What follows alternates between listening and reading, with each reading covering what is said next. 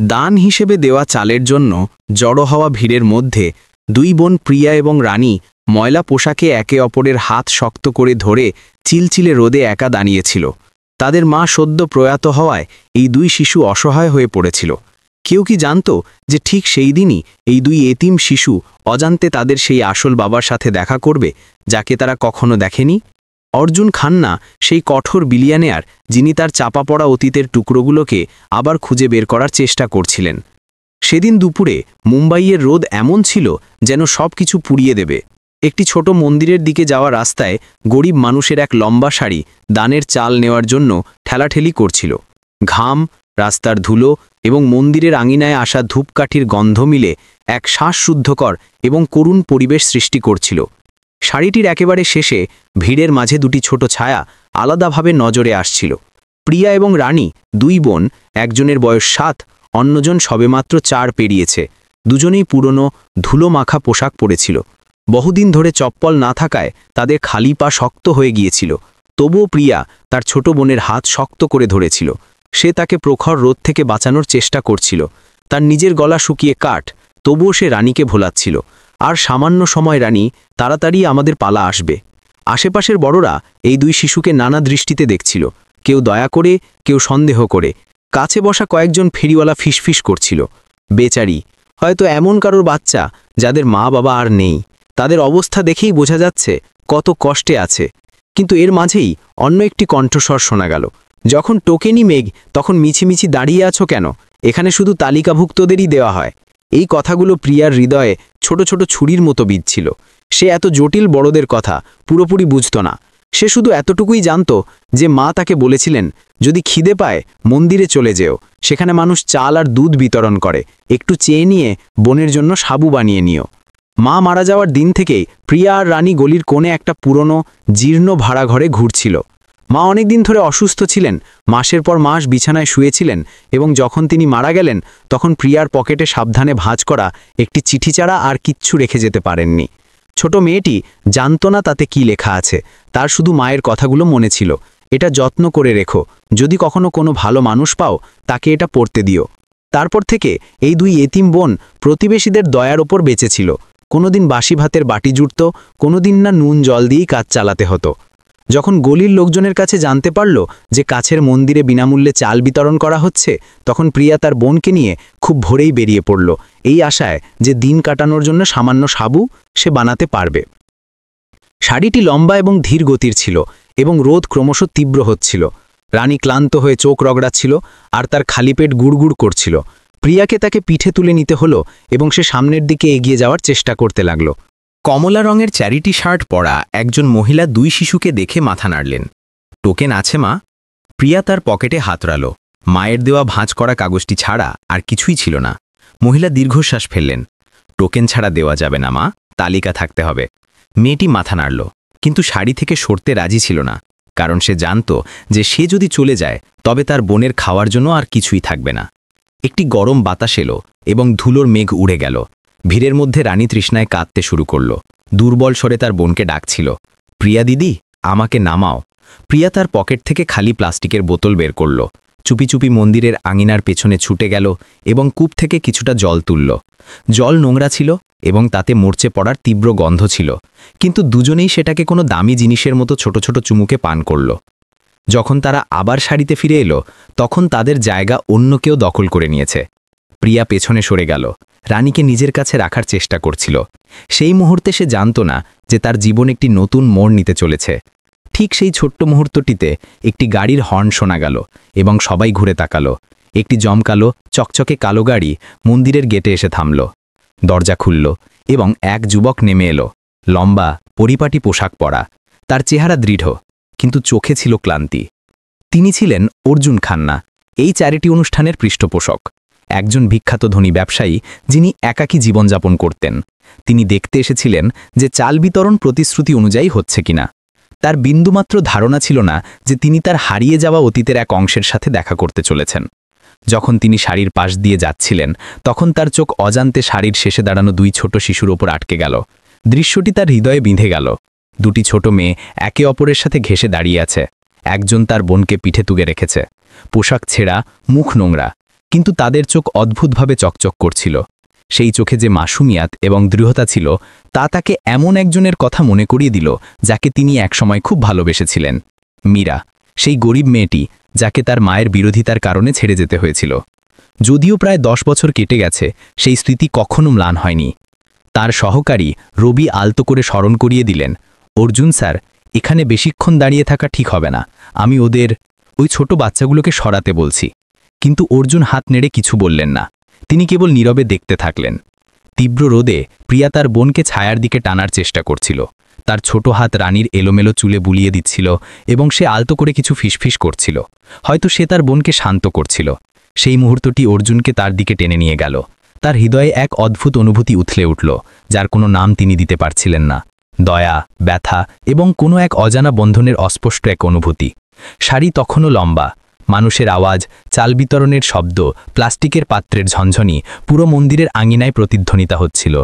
কোণে প্রিয়া তখনও অপেক্ষা করছিল, তার চোখ চালের বস্তার স্তূপ থেকে সরছিল না। তার কেবল সামান্য চাল দরকার ছিল, শুধু এইটুকু, যাতে রানীর জন্য একবেলার খাবার তৈরি করা যায়। অর্জুন এগিয়ে গেলেন। তিনি দুই বোনকে দেখার জন্য ঝুঁকে গেলেন এবং ধীর গভীর কণ্ঠে জিজ্ঞেস করলেন, তোমার নাম কি? তুমি একা চাল চাইতে এসেছো কেন? প্রিয়া সামান্য চমকে গেল। অচেনা লোকটির দামি পোশাক দেখে দ্বিধাগ্রস্ত হচ্ছিল। কিছুক্ষণ পর সে আলতো করে উত্তর দিল, আমার নাম প্রিয়া, আর এ আমার বোন রানী। আমাদের মা মারা গেছেন। আমি শুধু আমার বোনের জন্য একটু চাল নিতে এসেছি। অর্জুন আরও ঝঁকল। মেয়েটির মুখের দিকে মনোযোগ দিয়ে দেখলেন। তার গভীর কালো চোখ, বাঁকানো ভ্রু, ছোট মুখ, প্রত্যেকটি রেখা যেন মীরার প্রতিচ্ছবি তৈরি করছিল। একটি শিহরণ তার মেরুদণ্ড বেয়ে নেমে গেল। পাশে দাঁড়ানো সহকারী রবি আলতো করে জিজ্ঞেস করলেন, অর্জুন স্যার, আপনি ঠিক আছেন? তিনি কোনো উত্তর দিলেন না। তার মনে অনেক প্রশ্ন জাগছিল, কিন্তু তার চোখের সামনে কেবল দুটি রোগা মেয়ে ছিল যাদের পা ফেটে গিয়েছিল। অর্জুন চাল বিতরণকারী মহিলার দিকে ফিরলেন। এই দুই শিশুকে 2টি ভাগ চাল আরও দিয়ে দাও, টোকেনের দরকার নেই। মহিলা ইতস্তত করলেন, জি, কিন্তু নিয়ম আছে যে। অর্জুন তার কথা মাঝপথে কেটে দিলেন। তার কণ্ঠস্বর দৃঢ় ছিল, আমি পৃষ্ঠপোষক, আমি যা বলছি তাই করো। ও, মহিলা মাথা নাড়লেন এবং তাড়াতাড়ি 2টি ছোট থলিতে চাল ভরতে লাগলেন। যখন প্রিয়া চাল নিল, তখন সে ক্রমাগত মাথা ঝুঁকিয়ে ধন্যবাদ জানাতে থাকল। তার চোখ জলে ভিজে যাচ্ছিল। খুশিতে রানী চালের থলিটি এমনভাবে জড়িয়ে ধরল যেন সেটি কোনো গুপ্তধন। অর্জুন এই দৃশ্য দেখলেন এবং তার বুক ভারী হয়ে উঠল। তিনি বুঝতে পারছিলেন না কেন, কিন্তু সেই মুহূর্তে তিনি এই 2 গরিব শিশুর সাথে এক অদৃশ্য সুতো অনুভব করলেন, এক অদ্ভুত আপনত্ব, যেন তিনি কখনো খুব মূল্যবান কিছু হারিয়েছিলেন আর আজ ভাগ্য তাকে তা ফিরিয়ে আনছিল। চাল পাওয়ার পর প্রিয়া কমলা শার্ট পরা মহিলাকে মাথা ঝুঁকিয়ে ধন্যবাদ দিল। চাল শক্ত করে হাতে ধরেছিল। তার মুখ ঘামে ভেজা, কিন্তু তার চোখে এক সরল আনন্দ ঝলসে উঠছিল। রানী পাশে দাঁড়িয়েছিল, তার মুখ রাস্তার ধুলোয় নোংরা। সে তার বোনকে দেখে আলতো করে হাসল, একটি শিশুর নিষ্পাপ হাসি যা এখনো জীবনের কাঠিন্য বোঝেনি। কিন্তু এই আনন্দ মাত্র কয়েক মিনিট স্থায়ী হল। যখন 2 বোন চলে যেতে উদ্যত, তখনই চাল বিতরণের টেবিল থেকে এক মহিলা বেরিয়ে এলেন। তার তীক্ষ্ণ কণ্ঠস্বর পুরো মন্দিরের আঙিনায় প্রতিধ্বনিত হল, এই ছোট মেয়ে, তোমাদের চাল নেওয়ার অনুমতি কে দিয়েছে? তালিকায় নাম আছে নাকি যে নিজের ইচ্ছামতো নিচ্ছ? প্রিয়া চমকে গেল এবং তাড়াতাড়ি রানীকে এক কোণে টেনে নিল। সে উপরে তাকালো, তার কণ্ঠস্বর কাঁপছিল। জি, আঙ্কেল আমাদের দিতে বলেছিলেন। মহিলাটি কটমট করে তাকালেন। কোন আঙ্কেল? এখানে আঙ্কেল নামে কেউ নেই। চাল নিতে টোকেন লাগে, নেই তো বেরিয়ে যাও। প্রিয়া কিছু বলার আগেই সেই মহিলা রানীর হাত থেকে চালের থলিটি ছিনিয়ে নিলেন। ফলে সিমেন্টের মেঝেতে কিছু সাদা চালের দানা ছড়িয়ে পড়ল। রানী ঘাবড়ে গিয়ে অবশিষ্ট থলিটি শক্ত করে ধরে কাঁদতে শুরু করল। তার বোনকে ডাকছিল। প্রিয়া চালের থলিটি বাঁচানোর চেষ্টা করল। তার ছোট হাত জোরে টানাকানি করায় লাল হয়ে গিয়েছিল।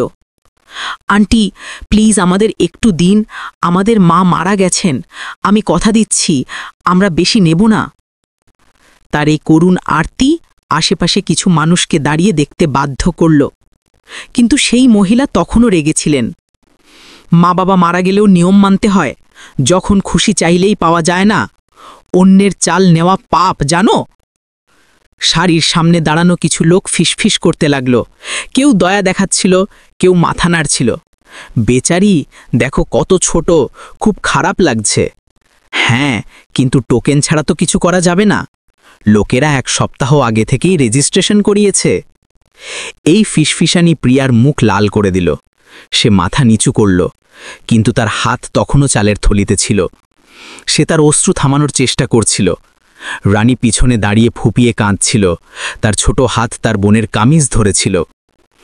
অর্জুন, যিনি দূর থেকে এসব দেখছিলেন, আর চুপ থাকতে পারলেন না। তিনি দ্রুত এগিয়ে গেলেন। তার গভীর কণ্ঠস্বর প্রতিধ্বনিত হল, ওই 2 বাচ্চাকে একা ছেড়ে দাও। মহিলাটি চমকে গেলেন। ঘুরে দেখলেন যে ইনিই সেই অতিথি যিনি আয়োজকদের সাথে এসেছিলেন। তার দামি পোশাক এবং শান্ত কিন্তু কর্তৃত্বপূর্ণ কণ্ঠস্বর দেখে তিনি ঘাবড়ে গেলেন। জি, আমি তো শুধু নিয়ম মানছিলাম, ভয় পাচ্ছিলাম যে ভুল লোকেদের হাতে না দিয়ে দিই। অর্জুন তার কথা কেটে দিলেন। আজকের চাল বিতরণের পৃষ্ঠপোষক আমি ওই 2 বাচ্চাকে অতিরিক্ত ভাগ দিতে বলেছি। এতে কি কিছু ভুল আছে? পুরো মন্দিরের আঙিনা হঠাৎ শান্ত হয়ে গেল। সবার দৃষ্টি তার উপর নিবদ্ধ হল। মহিলাটি তোতলাতে লাগলেন এবং আর কিছু বলার সাহস পেলেন না। তিনি নিচে পড়ে যাওয়া চালের দানাগুলো তুলে নিলেন এবং আলতো করে থলিতে ভরে প্রিয়াকে ফিরিয়ে দিলেন। এটা ধরো মা, তুমি কিছু ভুল করনি। প্রিয়া উপরে তাকালো। তার গোল চোখগুলো তাকে দেখছিল, ভয় এবং কৃতজ্ঞতার মিশ্রিত অনুভূতি নিয়ে। ধন্যবাদ আঙ্কেল, আমরা তো শুধু একটু চাল চেয়েছিলাম, আমরা কোনো সমস্যা তৈরি করতে চাইনি। অর্জুন হাত নেড়ে বললেন, ঠিক আছে, এই চাল গরিবদের সাহায্য করার জন্য। তোমার প্রয়োজন, তাই এটি পাওয়ার অধিকার তোমার আছে। তিনি চারদিকে তাকালেন, দেখলেন যে লোকেরা তখনও দেখছে, এবং জোরে বললেন, এখন থেকে যেই চাইতে আসবে তাকে পুরো ভাগ দাও। আমরা মানুষের সাহায্য করছি, দয়া করছি না। এই বলে তিনি প্রিয়ার দিকে ফিরলেন। তার চোখে কোমলতা এলো। তোমার নাম কি? জি, আমার নাম প্রিয়া, আর এ আমার বোন রানী। তোমাদের বাড়ি কোথায়? জি, আমি শিবনগর গলি নম্বর 8-এর ভাড়া ঘরে থাকি, আবর্জনার স্তূপের কাছে। আমার মা অনেক মাস ধরে অসুস্থ ছিলেন, তারপর মারা গেলেন। এই বলতে গিয়ে প্রিয়ার কণ্ঠস্বর থেমে গেল। তার হাত চালের থলিটির উপর আরও শক্ত হল, যেন সে ভয় পাচ্ছে যে কেউ এটি ছিনিয়ে নেবে। অর্জুন তার গলায় একটি দলা অনুভব করলেন। তিনি আলতো করে মাথা নাড়লেন। হ্যাঁ, খুব সাহসী মেয়ে। এই ভাগটা রাখো, তোমার বোনের জন্য আরও কিছু খাবার কিনে নিও, ঠিক আছে? প্রিয়া মাথা নাড়ল। তার সজল চোখে এক ছোট্ট সত্যিকারের আনন্দ ঝলসে উঠল। অর্জুন চলে যাওয়ার পর ভিড় আবার ফিসফিস পড়তে লাগল। কেউ বলল সে দেখানো কাজ করছে, কেউ তার দয়ার প্রশংসা করল। কিন্তু প্রিয়ার জন্য এসব কথার কোনো অর্থ ছিল না। সে শুধু তার বোন আর চালের থলিটিকে জড়িয়ে ধরেছিল, যেন এই 2টি জিনিসই ছিল একমাত্র যা 2 বোনকে আরও একটি দিন বাঁচিয়ে রাখতে পারত। স্থায়ী চাকরি না থাকার কারণে তিনি হতাশ ছিলেন। তাদের ভালোবাসা ততটাই সরলভাবে শুরু হয়েছিল। 2 ভিন্ন জগতের মানুষ, কিন্তু একে অপরের মধ্যে শান্তি খুঁজে পাচ্ছিলেন। মীরার ছিল চিত্রকলার শখ। সে প্রায়ই তার পুরনো পেন্সিল দিয়ে ছোট গলির দৃশ্য আঁকত, আর তিনি পাশে বসে পুরনো খবরের কাগজ পড়তেন এবং তার গল্প শুনতেন। একবার মীরা বলেছিল, যদি আমার কাছে টাকা থাকত তাহলে আমি ডিজাইন শিখতাম, যাতে আমি নিজের একটি বাড়ি বানাতে পারি। একটা ছোট্ট উঠোন থাকবে আর জানালায় থাকবে বোগেনভিলিয়া ফুল। তিনি হেসে বললেন যে তিনি তার জন্য সেই বাড়িটি তৈরি করবেন। কিন্তু জীবন তরুণদের প্রতিশ্রুতির মতো হয় না। যখন অর্জুন সফল হতে শুরু করলেন, তখন তাদের মধ্যেকার দূরত্ব পক্ষপাতিত্ব এবং বাধা দ্বারা বেড়ে গেল। তার মা শ্রীমতী বিচ্ছ ছিলেন একজন কঠোর মহিলা, যিনি এক সম্ভ্রান্ত পরিবারের সদস্য ছিলেন। তিনি কখনো মেনে নেননি যে তার একমাত্র ছেলে একজন গরিব মেয়েকে ভালোবাসে। এসব মেয়েরা শুধু নির্ভর হতে জানে, তারা তোমাকে নিচে টেনে নামাবে, তিনি একবার বলেছিলেন। তার শীতল কণ্ঠস্বর অর্জুনকে চুপ করিয়ে দিয়েছিল। যদিও তিনি বোঝানোর চেষ্টা করেছিলেন যে মীরা একজন দৃঢ় সংকল্পের মেয়ে, যার কারো সাহায্যের প্রয়োজন নেই, কিন্তু তিনি যত বলতেন তার মা ততটাই বিরক্ত হতেন। একদিন পর্যন্ত যখন তার মা নিজেই মীরার সাথে দেখা করতে গেলেন। সেদিন অর্জুন সেখানে ছিলেন না। পরে তিনি জানতে পারলেন যে তার মা তাকে একটি মোটা খাম দিয়েছিলেন, বলেছিলেন এটা তার যৌবনের ক্ষতিপূরণ এবং তাকে তার থেকে দূরে চলে যেতে বলেছিলেন। মীরা কিছু বলেননি, শুধু সেটা নিলেন এবং একটি কাগজের টুকরো রেখে গেলেন যাতে লেখা ছিল, আপনি খুশি থাকুন, কারণ আমি আপনার সাথে আর হাঁটতে পারবো না। যখন অর্জুন সেখানে পৌঁছালেন তখন তার ভাড়া ঘরটি খালি ছিল। প্রতিবেশীরা বলল যে সে তাড়াহুড়ো করে চলে গেছে, কাউকে কিছু না বলে। তিনি কয়েক মাস ধরে তাকে খুঁজলেন, কিন্তু এরপর কাজ, একের পর এক প্রকল্প এবং পরিবারের প্রত্যাশা তাকে এক ভিন্ন আবর্তে টেনে নিয়ে গেল। অবশেষে তিনি এটা বিশ্বাস করতে বেছে নিলেন যে মীরা একটি নতুন জীবন শুরু করেছে, হয়তো তাকে ছাড়া সে আরও বেশি খুশি আছে। কিন্তু কিছু ক্ষত কখনো শুকায় না। যদিও বছর কেটে গেল, যখনই তিনি মীরার মতো চোখের কোনো মেয়েকে দেখতেন তার হৃদয় ব্যথা করত। আর আজ যখন তিনি প্রিয়ার চোখ দেখলেন, সেই গরিব 7 বছরের দৃঢ়চেতা শিশুটির চোখ, তার মনে হল যেন তিনি অতীতে ফিরে গেছেন। অতীতের স্মৃতি এবং বর্তমানের কষ্ট। অর্জুন যখন তার হাভেলিতে পৌঁছালেন তখন সূর্য ডুবছিল। বিশাল বাড়িটি আলো আর জাঁকজমকপূর্ণ ছিল, কিন্তু তাতে কখনো পরিবারের উষ্ণতা ছিল না। তিনি বহু বছর ধরে একা বাস করছিলেন। কিছু চাকর এবং তার বিশ্বস্ত সহকারী রবি ছাড়া কেউ তাকে সত্যিই বুঝত না। লিভিং রুমে ঢুকেই তিনি তার টাই ঢিলা করলেন, কলারের বোতাম খুললেন এবং 1 গ্লাস মদ ঢাললেন। মদের তীব্র গন্ধ উঠল, কিন্তু তা তার হৃদয়ের শূন্যতা পূরণ করতে পারল না। তিনি টিভি চালু করলেন, কিন্তু কেবল আর্থিক খবর, সংখ্যা এবং স্ক্রিনে হাসিমুখ দেখতে পেলেন। সবকিছু পরকীয়া লাগছিল। তার মনে কেবল একটিই ছবি ছিল, প্রিয়ার ছোট হাত যা চালের থলিটি শক্ত করে ধরেছিল। তিনি চোখ বন্ধ করলেন এবং গভীর শ্বাস নিলেন। কিন্তু মীরার স্মৃতি আবারও ভিড় করে এলো। সেই মেয়েটি যে নদীর ধারে দাঁড়িয়েছিল, বাতাস তার লম্বা চুল ওড়াচ্ছিল এবং বলছিল, আমার বিশ্বাস তুমি সবকিছু করতে পারবে, শুধু আমাকে ভুলে যেও না। তিনি প্রতিজ্ঞা করেছিলেন। তারপর তিনি সত্যিই ভুলে গেলেন। সেই মেয়েটিকে ভুলে গেলেন যে তাকে তার যা কিছু ছিল তা দিয়ে ভালোবেসেছিল। বোগেনভিলিয়া ফুলযুক্ত বারান্দা সহ একটি ছোট বাড়ির স্বপ্নও ভুলে গেলেন। এখন তার একটি পুরো হাভেলি ছিল, কিন্তু বাড়ি ফিরলে স্বাগত জানানোর কেউ ছিল না। অর্জুন চেয়ারে বসে পড়লেন। তার চোখ চিহ্নিত জ্বলন্ত ছোট্ট আগুনের দিকে নিবদ্ধ ছিল। তার সেই মুহূর্তের কথা মনে পড়ল যখন প্রিয়া বলেছিল, আমার মা মারা গেছেন। তার হৃদয় যেন সংকুচিত হয়ে গেল। মীরাও কি তার সন্তানদের এমনটাই বলেছিল? সে কি এখনো বেঁচে ছিল নাকি চিরকালের জন্য চলে গেছে? এই প্রশ্ন তার মনে বারবার আসতে লাগল, যা তাকে ঘুমাতে দিল না। সেই রাতে তিনি তার বড় বিছানায় এপাশ ওপাশ করতে থাকলেন। তার হাত তখনও রূপোর আংটিটি শক্ত করে ধরেছিল। জানলা দিয়ে চাঁদনি আসছিল, যা টেবিলের ওপর রাখা একটি পুরনো ছবির ওপর পড়ছিল। ছবিটিতে তিনি এবং মীরা একটি উৎসবের দিনে নদীর ধারে ছিলেন। মীরার মুখ একটি স্নিগ্ধ হাসিতে উজ্জ্বল ছিল। তিনি ছবিটিকে স্পর্শ করলেন, একটি বাক্য ফিসফিস করে বললেন, যা তিনি নিজেও বুঝতে পারলেন না কার উদ্দেশ্যে বলা, যদি সে বছর তোমাকে থামানোর সাহস আমার থাকত। সত্য উন্মোচন। মীরার চিঠি। পরের দিন সকালে অর্জুন ক্লান্ত চোখ নিয়ে উঠলেন।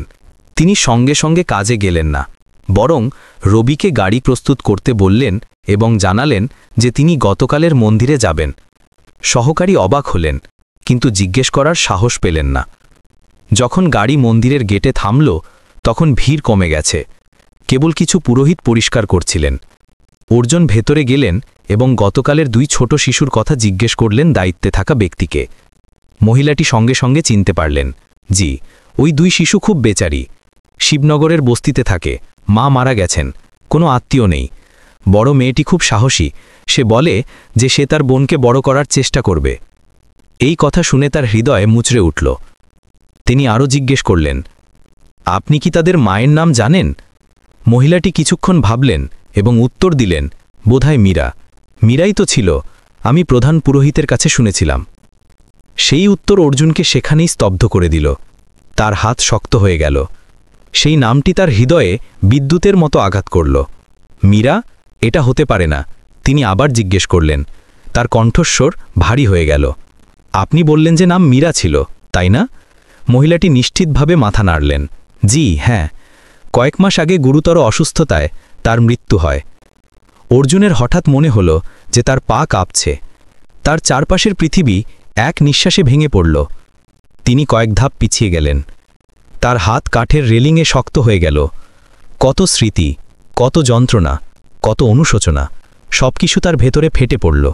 ওই শিশুরা মীরার সন্তান ছিল। তাহলে তিনিই কি সেই বাবা যাকে তারা কখনো চিনত না? শিবনগরের বস্তি এবং একটি ভাঙা হৃদয়। সেই দুপুরে মন্দির থেকে বেরিয়ে অর্জুন সরাসরি বাড়ি গেলেন না, বরং রবিকে শিবনগরের বস্তিতে গাড়ি চালাতে বললেন। বস্তিতে যাওয়ার রাস্তা ছিল সরু এবং আঁকাবাঁকা। দুই পাশে ছিল পুরনো জীর্ণ বাড়ির সারি। দেওয়ালগুলি ছিল দাগযুক্ত, টিনের ছাদগুলি ছিল এবড়োখেবড়ো, যা দিনের শেষবেলার রোদকে সহ্য করছিল। বাতাস ছিল স্যাঁতস্যাঁতে এবং আবর্জনার তীব্র গন্ধে ভরা। তিনি কখনো এমন জায়গায় পা রাখেননি। শৈশব থেকেই তার জীবন উঁচু ইমারত, কোম্পানি, প্রকল্প এবং জমকালো পার্টির সাথে জড়িত ছিল। কিন্তু এখন এই ছোট রাস্তায় সামান্য কিছু দূর হেঁটে আসতেই সবকিছু পরকীয়, কঠিন লাগছিল। গাড়িটি ভাড়াঘরের সারির সামনে থামল, যেখানে কিছু শিশু একটি পুরনো টায়ার নিয়ে খেলছিল। যখন তারা একজন পরিপাটি পোশাক পরা লোককে নামতে দেখল, তখন তারা কৌতূহল নিয়ে দেখতে লাগল। কাছে বসে থাকা এক বৃদ্ধা জল বিক্রেতা আওয়াজ দিলেন, বাবা, কাকে খুঁজছ? এখানে সব মজুর লোক থাকে, ভুল জায়গায় তো আসনি। অর্জুন বিনীতভাবে মাথা নত করলেন। জি, আমি প্রিয়া এবং রানী নামে দুই ছোট বোনকে খুঁজছি, তাদের মা মারা গেছেন। বৃদ্ধা মুখ তৈরি করলেন। হ্যাঁ, ওই দুই মেয়ে খুব বেচারি, তাদের মা কয়েক মাস আগে মারা গেছেন। তারা ওই শাড়ির শেষ ঘরে থাকে। তিনি কাঠের দরজার দিকে এগিয়ে গেলেন, যা সামান্য খোলা ছিল, ফলে একটি ৮ বর্গ মিটারের মতো ছোট সংকীর্ণ ঘর দেখা যাচ্ছিল। ছোট জানালা দিয়ে আসা ক্ষীণ আলো দুটি চেনা আকৃতির উপর পড়ছিল। প্রিয়া মেঝেতে বসে একটি অ্যালুমিনিয়ামের টরি বাসন মাজছিল। রানী পাশে একটি ছেঁড়া পুতুল নিয়ে খেলছিল। পায়ের শব্দ শুনে প্রিয়া চমকে ঘুরে দাঁড়ালো। যখন সে মন্দিরের লোকটিকে দেখল, তখন সে লাফিয়ে উঠল। তার চোখ বিস্ময়ে বড় হয়ে গেল। আঙ্কেল, আপনিই তো কাল চাল দিয়েছিলেন, তাই না? অর্জুন আলতো করে মাথা নাড়লেন। তার মুখমণ্ডল নরম হয়ে গেল। হ্যাঁ, আমি তোমাদের দুই বোনকে দেখতে এসেছিলাম যে তোমরা ঠিক আছো কিনা। রানী দৌড়ে এলো, তার হাত ধরল এবং পরিষ্কার গলায় বলল, আঙ্কেল, কাল আমি যে সাবু খেয়েছিলাম সেটা খুব সুস্বাদু ছিল। দিদি আপনার দেওয়া চাল দিয়ে বানিয়েছিল। অর্জুন শিশুটিকে দেখলেন। তার হৃদয়ে আবারও ব্যথা করতে লাগল, দয়া এবং এক অবাস্তব অনুভূতিতে। প্রিয়া ইতস্তত করে তার জন্য একটি চেয়ার টেনে আনল এবং তাড়াতাড়ি টেবিলে একটি জলের জগ রাখল। আঙ্কেল, জল পান করুন, আমার কাছে শুধু কূপের জল আছে, মাফ করবেন। অর্জুন মাথা নাড়লেন, জলের গ্লাসটি নিলেন। তার চোখ টেবিলের ওপর কাঠের ফ্রেমে রাখা একটি ছোট ছবির ওপর আটকে গেল। একজন যুবতী, যার স্নিগ্ধ হাসি, মুখটা রোগা কিন্তু চোখে ছিল উষ্ণতা। তিনি থেমে গেলেন। তার হাত গ্লাসের ওপর শক্ত হয়ে গেল। সে মীরা ছিল, তিনি ভুল করতে পারেন না। যদিও সময় কেটে গেছে, যদিও ছবিটি পুরনো ছিল, কিন্তু শুধু এক দেখায় তিনি জেনে গেলেন যে সেই মীরা। তার শরীরের রক্ত যেন জমে গেল, তার গলা শুকিয়ে গেল। সমস্ত স্মৃতি, ভালোবাসার বিশাল রাতগুলি, অপূর্ণ প্রতিশ্রুতি, সবকিছু এক ঢেউয়ের মতো ফিরে এলো। প্রিয়া তাকে অন্যমনস্ক দেখে ঘাবড়ে গিয়ে জিজ্ঞেস করল, আঙ্কেল, আপনি কি আমার মাকে চেনেন? এই প্রশ্নটি তার হৃৎস্পন্দন বাড়িয়ে দিল। তিনি গভীর শ্বাস নিলেন, শান্ত থাকার চেষ্টা করলেন। হ্যাঁ, আমি আমার মাকে অনেক আগে থেকেই চিনতাম। এই কথা শুনে প্রিয়া মাথা নিচু করল। সে ঘরের কোণে গেল, একটি পুরনো কাপড়ের থলেতে কিছু খুঁজল এবং একটি হলুদ হয়ে যাওয়া খাম নিয়ে এলো। মা বলেছিলেন যে যদি কোনোদিন কোনো ভালো মানুষ পাওয়া যায় যে পড়তে জানে, তবে তাকে এটি পড়তে দিতে। আমি বেশি পড়তে জানি না, তাই আমি জানি না এতে কি লেখা আছে। আপনি কি আমার জন্য এটি পড়তে পারেন? অর্জুন খামটি নিলেন। তার হাত কাঁপছিল। কাগজের উপর সেই পরিচিত বাঁকানো হাতের লেখা দেখা গেল, অর্জুনের নামে। তার হৃদয় যেন কেউ শক্ত করে চেপে ধরেছিল। তিনি এটি খুললেন, ভেতর থেকে ভাঁজ করা কাগজটি বের করলেন। তিনি তার কাঁপানো হাতে মীরার কাঁপানো হাতের লেখার প্রতিটি লাইন পড়তে লাগলেন। যদি আপনি এই চিঠিটি পড়ছেন, তার মানে আমি আর এই পৃথিবীতে নেই।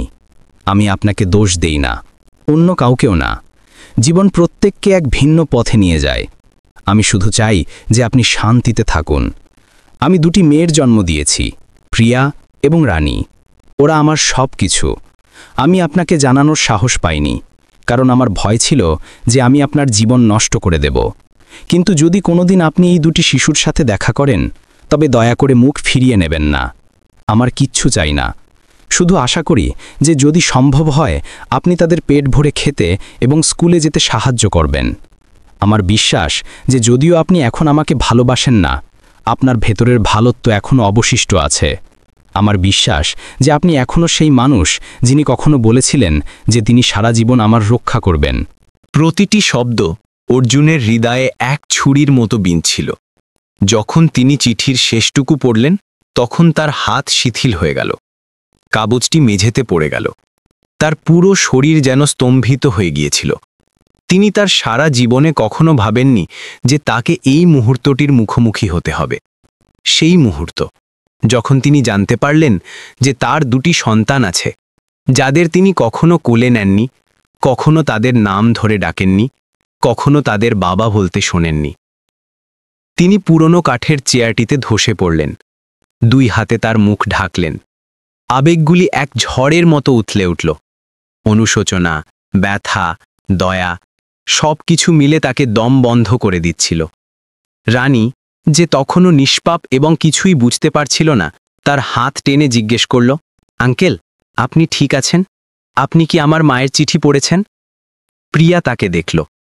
তার চোখে ছিল সন্দেহ। ওই চিঠিতে আমার মা কি লিখেছেন আঙ্কেল? তিনি কি আমাদের গল্প বলেছেন? অর্জুন তার অনুভূতি দমন করার চেষ্টা করলেন। তার কণ্ঠস্বর ভারী হয়ে গেল। হ্যাঁ, তোমার মা তোমাদের দুজনের কথা লিখেছেন। তোমাদের মা তোমাদের দুজনকে খুব ভালোবাসতেন।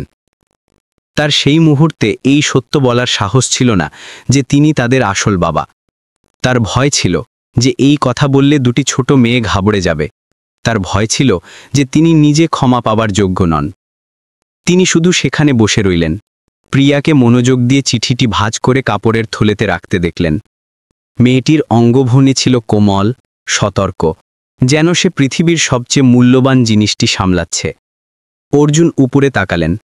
তার চোখ ঘরের কোণে ছোট বেদিটির দিকে নিবদ্ধ হল, যেখানে মীরার ছবিটি মাঝখানে রাখা ছিল। পাশে বাসি ভাতের একটি বাটি এবং জ্বলন্ত ধূপকাঠির ধোঁয়া ছিল। তিনি এগিয়ে গেলেন এবং হাঁটু গেড়ে বসলেন, দুই হাত জোর করলেন। কিছু বলতে পারলেন না। সেই মুহূর্তে তার চোখ থেকে অশ্রু ঝরতে লাগল, যা ধুলোমাখা মেঝেতে পড়ছিল। তিনি জানতেন যে তার অনেক দেরি হয়ে গেছে। মীরা চলে গেছে, তার সাথে নিয়ে গেছে সেই ভালোবাসা, ব্যথা এবং একাকিত্বের বছরগুলি। তিনি আলতো করে একটি প্রতিজ্ঞার মতো বললেন, আমি তোমার সন্তানদের যত্ন নেব। এই জীবনে আমি তোমার কাছে ঋণী থাকব। যখন তিনি দাঁড়ালেন, প্রিয়া তখনও তাকে দেখছিল, যেন কিছু অনুভব করছে। সে কাছে এলো, তার হাত ধরল। আঙ্কেল, আপনি দুঃখ করবেন না। আমার মা বলতেন, ভালো লোকেদের ওপর ভগবানের কৃপা থাকে। সেই বাক্যটি অর্জুনের হৃদয়ে সরাসরি আঘাত করল। ফলে তিনি কেঁদে উঠলেন। যে মানুষটি একসময় সফল ছিলেন, তার যুক্তিবাদিতা নিয়ে গর্ব করতেন, এখন তিনি নিজেকে দুটি রোগা মেয়ের সামনে ছোট অনুভব করছিলেন, যাদের হৃদয়ে সেই মায়ের ভালোবাসা ছিল যাকে তিনি কখনো ভালোবেসেছিলেন। যখন তিনি চলে যেতে লাগলেন, তখন শেষবারের মতো ঘরটির দিকে তাকালেন। কাঠের দরজা বন্ধ হয়ে গেল, কিন্তু তার হৃদয়ে আরও একটি দরজা সবেমাত্র খুলেছিল। সেই দরজা যা তাকে সেই জীবনের অংশের দিকে নিয়ে যাচ্ছিল, যা তাকে হারানো জিনিসগুলিকে ফিরে পাবার জন্য বাঁচতে হবে। অনুশোচনা ও অঙ্গীকার। বস্তি থেকে বেরিয়ে আসার পর অর্জুন যেন এক পথভ্রষ্ট মানুষের মতো হাঁটছিলেন। তার চারপাশের সমস্ত শব্দ তার মনের শূন্যতায় মিশে যাচ্ছিল। শিবনগরের রাস্তা তখনও ভিড় ছিল। মোটরসাইকেলের শব্দ, ডেলিভারি ছেলেদের আওয়াজ, শিশুদের কান্নার শব্দ। কিন্তু তার জন্য সব কিছু দূরের ছিল। সন্ধ্যার শেষবেলার গরম বাতাস তার হাতে ধরা পুরনো খামটিকে আলতো করে নাড়িয়ে দিল। তিনি সেটিকে এমনভাবে দেখলেন যেন তিনি অতীতকে দেখছেন, এমন এক অতীত যা তিনি নিজের হাতে হারিয়েছেন। তার হৃদয়ে হাজারো স্মৃতির টুকরা ফেটে গেল। মীরার হাসি, তার পরিষ্কার চোখ, তার কোমল কণ্ঠস্বর যখন সে পুরনো খবরের কাগজে সস্তা কবিতা পড়ত, এবং তার ছবি যখন সে ভাঙা কাঠের চেয়ারে চিত্রাঙ্কন করত। সবকিছু একসাথে ফিরে এলো। ফলে তার বুক ব্যথা করতে লাগল। তিনি দেওয়ালে ঠেস দিলেন। তার শ্বাস ভারী হয়ে গেল, তার চোখ ঝাপসা হয়ে গেল, তার হাত থেকে চিঠিটি পড়ে গেল, ঠিক যেমন মীরা তার জীবন থেকে চলে গিয়েছিল। অর্জুন হাঁটু গেড়ে বসে পড়লেন। তার হাঁটু রাস্তায় আঘাত করল। তার হাত তার বাম বুকে শক্ত হয়ে গেল, যেন তিনি তার ভাঙা হৃদয়কে ধরে রাখার চেষ্টা করছেন। তিনি এত অনুশোচনা অনুভব করলেন যে তার দম বন্ধ হয়ে এলো। 10 বছর আগে যদি তার সাহস থাকত, যদি তিনি তার মায়ের বিরোধিতা করার সাহস দেখাতেন, যদি তিনি মীরার রক্ষা করার সাহস দেখাতেন, তবে হয়তো আজ সে জীবিত থাকত। 2 শিশুকে না খেয়ে থাকতে হতো না, আর তাকে একটি ঠান্ডা হাসিবিহীন বাড়িতে থাকতে হতো না। তিনি নিজেকে জিজ্ঞেস করলেন, এই বছরগুলিতে সে একা 2টি ছোট শিশুকে ওই জীর্ণ ভাড়াঘরে কিভাবে বড় করেছে। যখন অসুস্থতা তাকে গ্রাস করেছিল এবং কেউ পাশে ছিল না, তখন সে কতটা যন্ত্রণা সহ্য করেছে। সেই দৃশ্যটি তার চোখে জল এনে দিল, যা ধুলোমাখা মাটিতে গড়িয়ে পড়ল। যে মানুষটিকে একসময় সফলতার প্রতীক মনে করা হতো, এখন তিনি নিজেকে পৃথিবীর সবচেয়ে ব্যর্থ মানুষ মনে করছিলেন।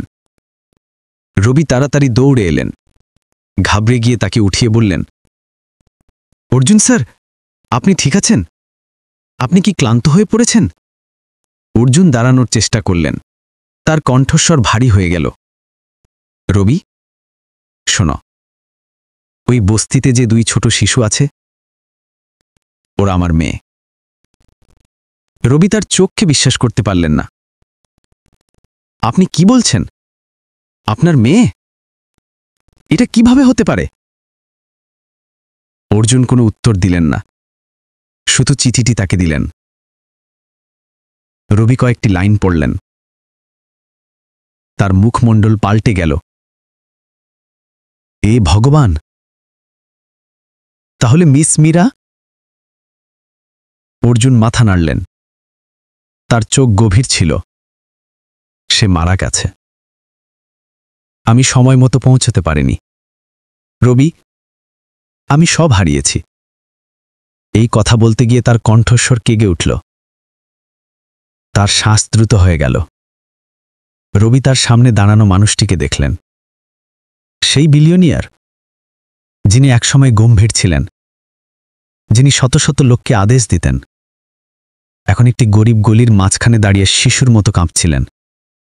তিনি বুঝতে পারছিলেন না কি করবেন। রবি তাকে গাড়িতে বসালেন। অর্জুন মাথা নিচু করে বসে রইলেন। তার হাত তখনও চিঠিটি শক্ত করে ধরেছিল। অশ্রু ঝরতে থাকল এবং তিনি সেগুলি মোছারও চেষ্টা করলেন না। বাড়ি পৌঁছে তিনি সঙ্গে সঙ্গে ভেতরে গেলেন না, বরং সিঁড়িতে হারিয়ে গিয়ে বসে রইলেন। বিশাল হবেলিটি হঠাৎ বরফের মতো ঠান্ডা লাগতে শুরু করল। দেয়াল ঘড়ির টিকটিক আওয়াজ প্রতিটি তালে প্রতিধ্বনিত হচ্ছিল। প্রতিটি শব্দ স্মৃতিতে এক ছুরির মতো বিঁধছিল। তিনি তার ফোন খুললেন। সেই বছরগুলির পুরনো ছবি খুঁজলেন। মীরার ছবিটি সামনে এলো। তার স্নিগ্ধ হাসি, উজ্জ্বল চোখ। সেই মুখটি তার শ্বাস বন্ধ করে দিল। তিনি তার হাত স্ক্রিনের ওপর রাখলেন। আলতো করে বললেন, আমাকে ক্ষমা করে দাও, আমার অনেক দেরি হয়ে গেছে। তার মনে চিঠির বাক্যটি প্রতিধ্বনিত হচ্ছিল, যদি কোনোদিন তুমি এই 2 শিশুর সাথে দেখা করো, তবে দয়া করে মুখ ফিরিয়ে নেবে না। সেই বাক্যটি তাকে ছোট, কাপুরুষ অনুভব করালো। সে চলে গেছে এবং এখনও তাকে বিশ্বাস করত। এখনও তার শেষ আশা রেখে গিয়েছিল। তিনি সেই 2 সন্তানের জন্য লজ্জা অনুভব করলেন, যাদের তিনি কখনো স্বীকার করেননি।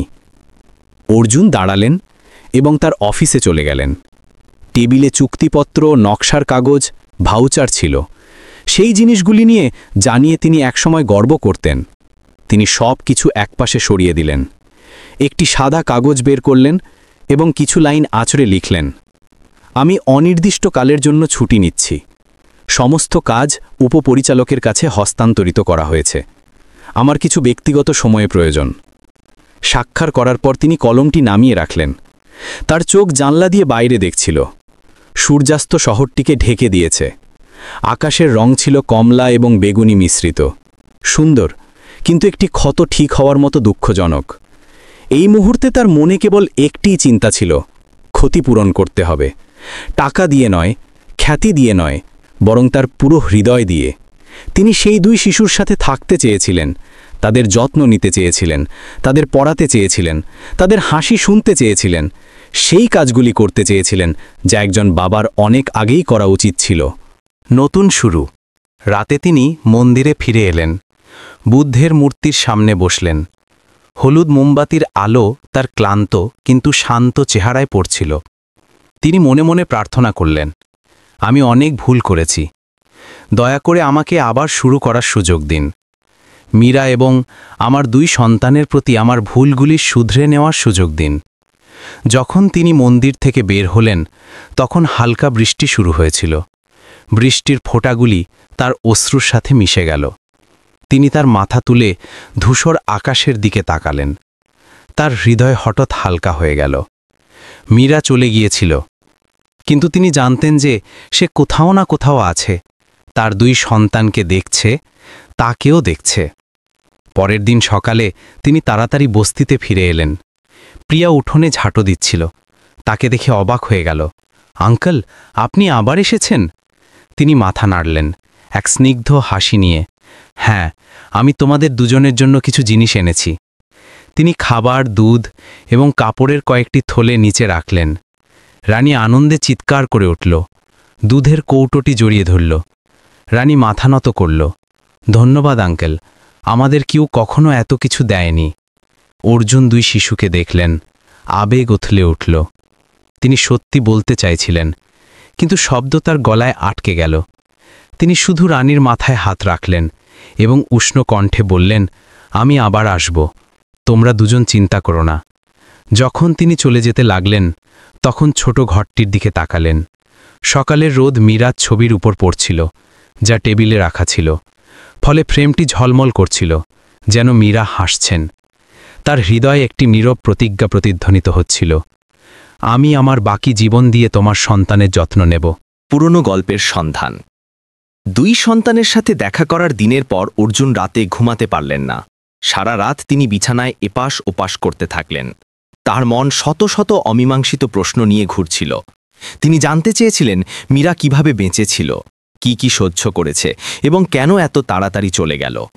ভোরবেলা যখন রোদ তখনও অস্পষ্ট, তিনি তার হাভেলি থেকে বেরিয়ে এলেন এবং পুরনো বস্তির দিকে গাড়ি চালালেন। ছোট গলি এখনও কোলাহলপূর্ণ ছিল। আবর্জনা এবং রান্নার ধোঁয়ার গন্ধ আগের মতোই তীব্র ছিল। তিনি গেটের সামনে চা বিক্রি করা সেই বৃদ্ধাকে খুঁজলেন যিনি গতকাল তাকে পথ দেখিয়েছিলেন। তিনি পিয়ানা কাটছিলেন। তাকে দেখে অবাক হলেন, তুমি আবার এসেছ? সেই দুই মেয়েকে খুঁজছ? অর্জুন আলতো করে মাথা নাড়লেন। জি, আমি তাদের মায়ের সম্পর্কে আরও জিজ্ঞেস করতে চাই। মিস মীরা, আপনি কি তাকে ভালোভাবে চিনতেন? বৃদ্ধা ছুরিটি নামিয়ে রাখলেন এবং দীর্ঘশ্বাস ফেললেন। চিনতাম, খুব বেচারি ছিল। মেয়েটি খুব ভালো ছিল, তার বাচ্চাদের বড় করার জন্য সব ধরনের কাজ করত। এই পুরো বস্তির সবাই তাকে ভালোবাসত। এই বলে তিনি শেষ ঘরটির দিকে ইঙ্গিত করলেন। যখন থেকে সে এখানে এসেছিল সে শুধু কাজ করত, কখনো অভিযোগ করত না। দিনে এক ভোজনালয়ে বাসন মাজত, রাতে বাড়ি এসে সেলাই করত। কখনো কখনো যখন সে খুব অসুস্থ থাকত এবং হাঁটতে পারত না, তখনও সে তার দুই সন্তানের জন্য সাবু বানানোর জন্য উঠত। অর্জুন এই কথা শুনলেন এবং তার গলা ধরে এলো। তিনি আরও জিজ্ঞেস করলেন, যখন সে অসুস্থ ছিল তখন কি কেউ তাকে ডাক্তারের কাছে নিয়ে গিয়েছিল? বৃদ্ধা মাথা নাড়লেন। হ্যাঁ, নিয়ে গিয়েছিল। প্রতিবেশীরা টাকা তুলে তাকে নিয়ে গিয়েছিল। ডাক্তার বলেছিলেন যে তার ক্যান্সার শেষ পর্যায়ে। সে তার অসুস্থতা লুকিয়েছিল, ভয় ছিল যে দুই শিশু চিন্তা করবে। যখন সে সহ্য করতে পারল না তখন সে বলল, কিন্তু জানো তো, সে এক কণাও অভিযোগ করেনি। শুধু লোকদের বলেছিল যে যদি আমার কিছু হয়ে যায় তবে টেবিলের ওপর রাখা চিঠিটি যত্ন করে রেখো, পরে যদি কেউ জিজ্ঞেস করে তাকে দিয়ে দিও। অর্জুন এই কথা শুনলেন এবং তার মনে হলো যেন কেউ তার বুক নিচড়ে দিয়েছে। তিনি সেই পরিচিত ঘরটির দিকে তাকালেন, কল্পনা করলেন যে মীরা বিছানায় শুয়ে আছে, ঘামে ভেজা, তার মুখ ফ্যাকাশে, কিন্তু সে এখনও তার বাচ্চাদের দেখে হাসার চেষ্টা করছে। সেই দৃশ্যটি তার হৃদয় ছিঁড়ে ফেলল। তিনি পাশের প্লাস্টিকের চেয়ারে বসে পড়লেন। তার কণ্ঠস্বর ভারী হয়ে গেল। দিদি, তাহলে কেউ জানে না যে ওই দুই শিশুর বাবা কে? বৃদ্ধা তাকে দেখলেন এবং দীর্ঘশ্বাস ফেললেন। কেউ জানে না, সে কখনো বলেনি। কেউ জিজ্ঞেস করলে সে শুধু হেসে বলতো, তাদের বাবা অনেক দূরে কাজ করতে গেছেন। যখন সে মারা গেল তখন লোকেরা বুঝল যে নিশ্চয়ই কোনো দুঃখজনক গল্প ছিল, তাই সে বলেনি। অর্জুন মাথা নিচু করলেন, হাত বাঁধলেন। তার এত অনুশোচনা হচ্ছিল যে তিনি চিৎকার করতে চাইলেন। সেই সব বছরে সে অসুস্থতা দারিদ্র্যের মধ্যে বেঁচেছিল, কিন্তু তার সম্মান বজায় রেখেছিল। তার সম্পর্কে একটিও শব্দ বলেনি। সে শেষ মুহূর্ত পর্যন্ত তাকে রক্ষা করেছিল, অথচ তিনি তাকে একবারও রক্ষা করতে পারেননি। পাশের ঘরের এক মাঝবয়সী লোক পাশ দিয়ে যাচ্ছিলেন। কথা শুনে থেমে গেলেন এবং বললেন, আপনি মিস মীরার কথা জিজ্ঞেস করছেন? আমি তাদের জানি। তিনি আগে এই শাড়িতেই আমার পাশের ঘরে ভাড়া থাকতেন। কি ভালো মানুষ ছিলেন, বলার অপেক্ষা রাখে না। আমার মনে আছে একবার তিনি বাজারে জ্ঞান হারিয়ে ফেলেছিলেন। লোকেরা ভেবেছিল তিনি ক্ষুধার্ত, কিন্তু কে জানত যে তিনি 3 দিন ধরে কিছু খাননি। যে টাকা তিনি উপার্জন করতেন তা তিনি তার ছোট মেয়ের চিকিৎসার জন্য ওষুধ কিনতে জমাতেন। আমি জিজ্ঞেস করলাম, তিনি কেন মানুষের কাছে সাহায্য চান না? তিনি হেসে বললেন, যতক্ষণ আমি পারি আমি কাউকে বিরক্ত করতে চাই না। অর্জুন এই কথা শুনলেন, তার চোখ জ্বলে উঠল। তিনি জিজ্ঞেস করলেন, তাহলে যখন তার মৃত্যু হলো তখন কি কেউ তার সাথে ছিল? লোকটি দীর্ঘশ্বাস ফেলল। বস্তির কিছু লোক এবং পাশের মন্দিরের পুরোহিত ছিলেন। তিনি বলেছিলেন যেন 2 শিশুকে জগতের হাতে ছেড়ে দেওয়া হয়। যে ভালোবাসবে সে যেন সাহায্য করে, কিন্তু তাদের যেন অনাথাশ্রমে না পাঠানো হয়। তাদের বিশ্বাস ছিল যে ঈশ্বর তাদের সন্তানদের কষ্ট দেবেন না। অর্জুন তার মুষ্টি শক্ত করলেন, তার গলা ধরে এলো। তিনি ওপরের ধূসর আকাশের দিকে তাকালেন এবং নিজেকে জিজ্ঞেস করলেন যে এত নাজুক একজন মহিলা এত দুঃখ কিভাবে সহ্য করতে পারে এবং তবুও জীবনে বিশ্বাস ধরে রাখতে পারে। জল বিক্রেতা বৃদ্ধা বললেন, শিশুরা খুব ভালো, তাদের মায়ের কথা খুব শোনে। যখন তাদের মা মারা গেলেন তখন প্রিয়া কফিনের পাশে বসে রইল, কিছুই খেল না, শুধু তার মায়ের ছবি জড়িয়ে রইল। আর রানীর ছিল তীব্র জ্বর, সে অজ্ঞান হয়ে পড়েছিল। সেই দৃশ্য দেখলে হৃদয় ভেঙে যেত। অর্জুন চোখ বন্ধ করলেন, তার হাত কাঁপছিল। তিনি কল্পনাও করার সাহস পাচ্ছিলেন না যে তার 2 মেয়েকে এইসব সহ্য করতে হয়েছে। এক গরিব বস্তির মাঝে একা নিজেদের মাকে মরতে দেখা এবং কিছু বুঝতে না পারা। তিনি দাঁড়ালেন, পকেট থেকে কিছু টাকা বের করে টেবিলের উপর রাখলেন। দিদি, এটা রাখুন, যদি 2 শিশুর কিছু দরকার হয় কিনে দেবেন। বৃদ্ধা হাত নাড়ল। এর দরকার নেই বাবা, আপনি তাদের এত সাহায্য করেছেন, এটাই যথেষ্ট।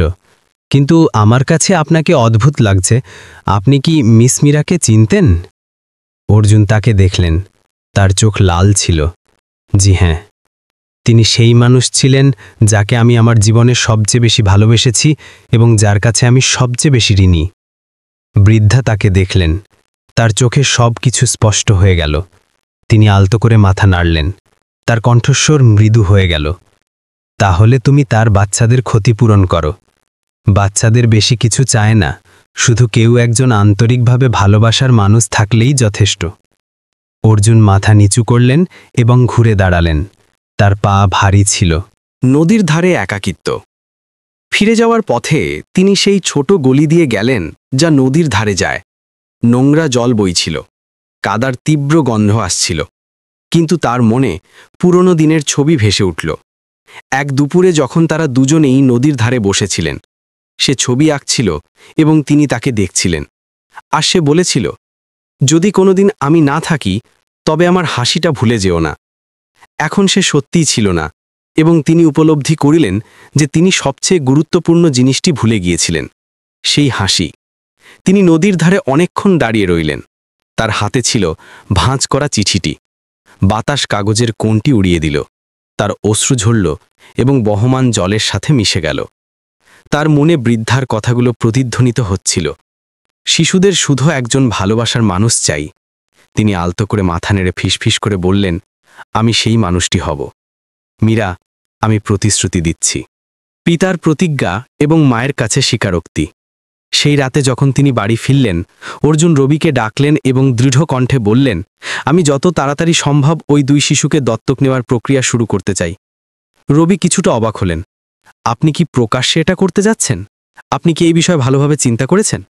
অর্জুন দৃঢ়তার সাথে উত্তর দিলেন, আমি চিন্তা করেছি। আমি আমার সন্তানদের আর একটি দিনও বাবা ছাড়া থাকতে দিতে পারি না। এই বলে তিনি তার অফিসে মীরার ছবির দিকে ফিরলেন।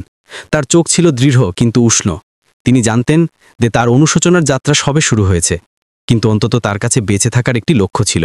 তা হল তার 2 সন্তানকে রক্ষা করা এবং সেই মৃত মেয়েটিকে দেওয়া প্রতিশ্রুতি পূরণ করা। মীরার ঘরে লুকানো স্মৃতি। পরের দিন সকালে অর্জুন বস্তিতে ফিরে এলেন, যখন রোদ তখনও তীব্র হয়নি। তিনি সাথে নিয়ে এসেছিলেন একগোছা সাদা লিলি এবং কিছু সাধারণ পূজার সামগ্রী। ছোট গলিটি তখনও ভিড় ছিল।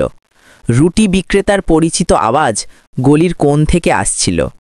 যখন তিনি সেই পুরনো জীর্ণ ঘরের কাঠের দরজার সামনে থামলেন, তখন তার হৃদয় হঠাৎ মুচড়ে উঠল। সেই দরজাটি এখনও তেমনই ছিল, পুরনো, রঙের স্তর উঠে যাওয়া, হ্যান্ডেলটি জং ধরা।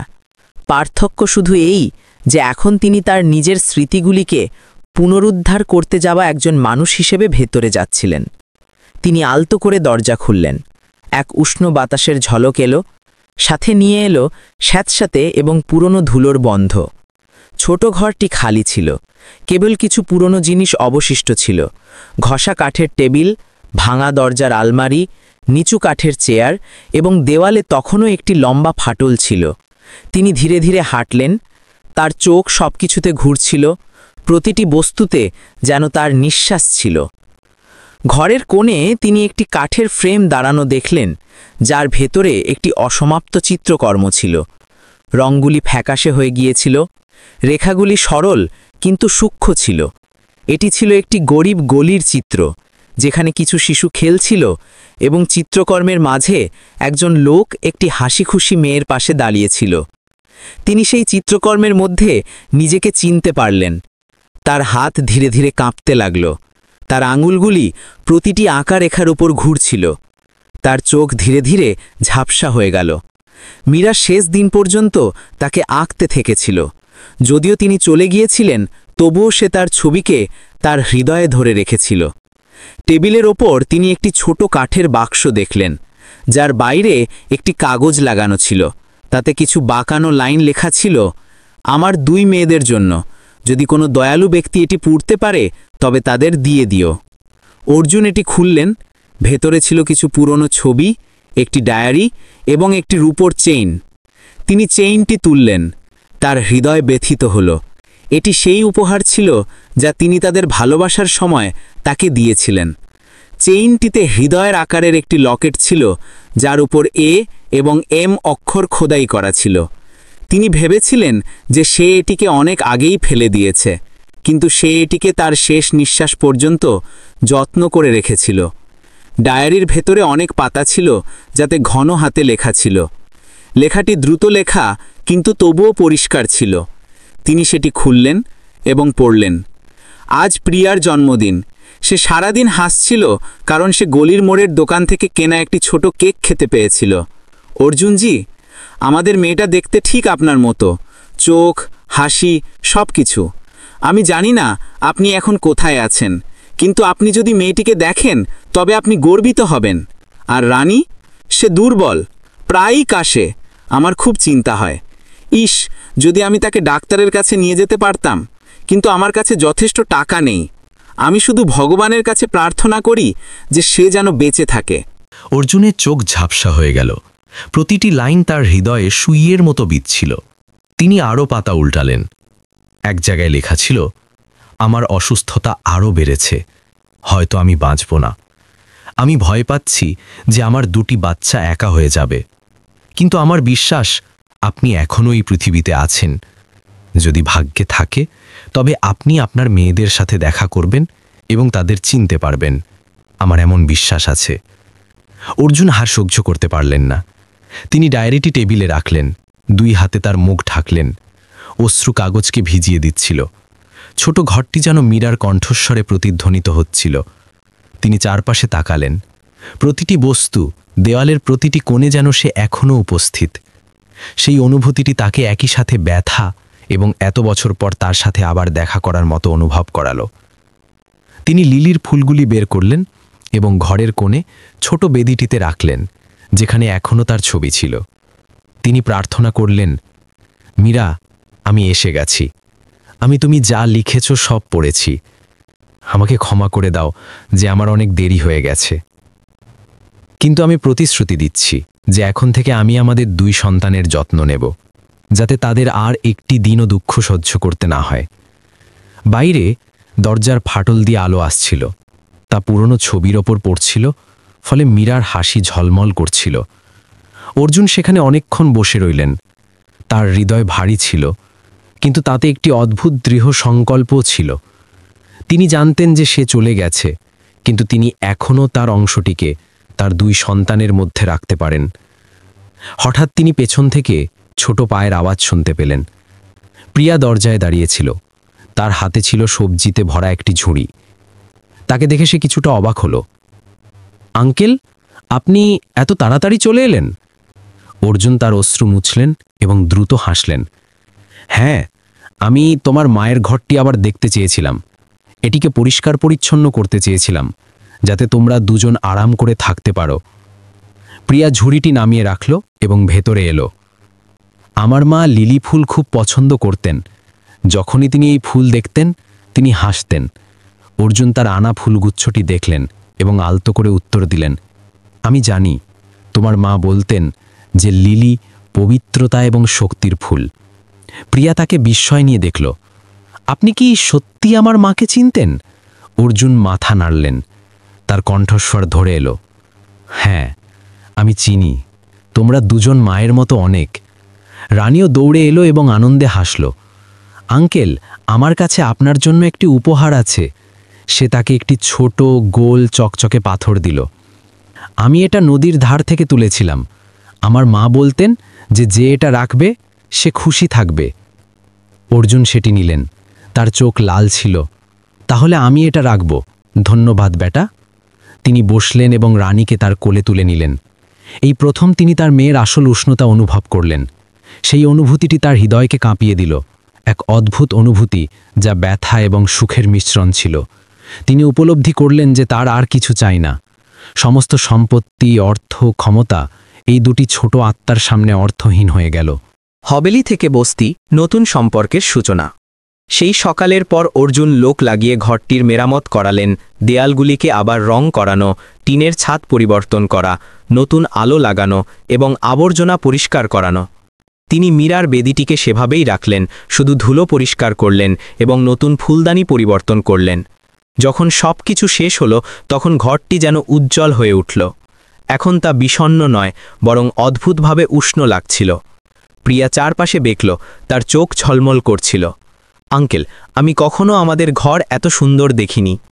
অর্জুন হাসলেন এবং মেয়েটির মাথায় হাত বুলালেন। এটা শুধু তোমাদের ঘর নয়, এটা সেই জায়গা যেখানে তোমাদের মা এখনো থাকেন। আমাদের এটা বজায় রাখতে হবে যাতে মা খুশি থাকেন। সেই বাক্যটি প্রিয়াকে মাথা নিচু করতে বাধ্য করল। তার গালে 2টি অশ্রুবিন্দু গড়িয়ে পড়ল। সে ধীরে ধীরে বলল, আমার মাকে খুব মনে পড়ে। অর্জুন তাকে আলতো করে জড়িয়ে ধরলেন। আমারও বেটা। সেই দুপুরে যখন তিনি ঘর থেকে বের হলেন, তখন তিনি বারান্দায় থামলেন। বাতাসে আলতোভাবে নড়তে থাকা পর্দাটির দিকে দেখছিলেন।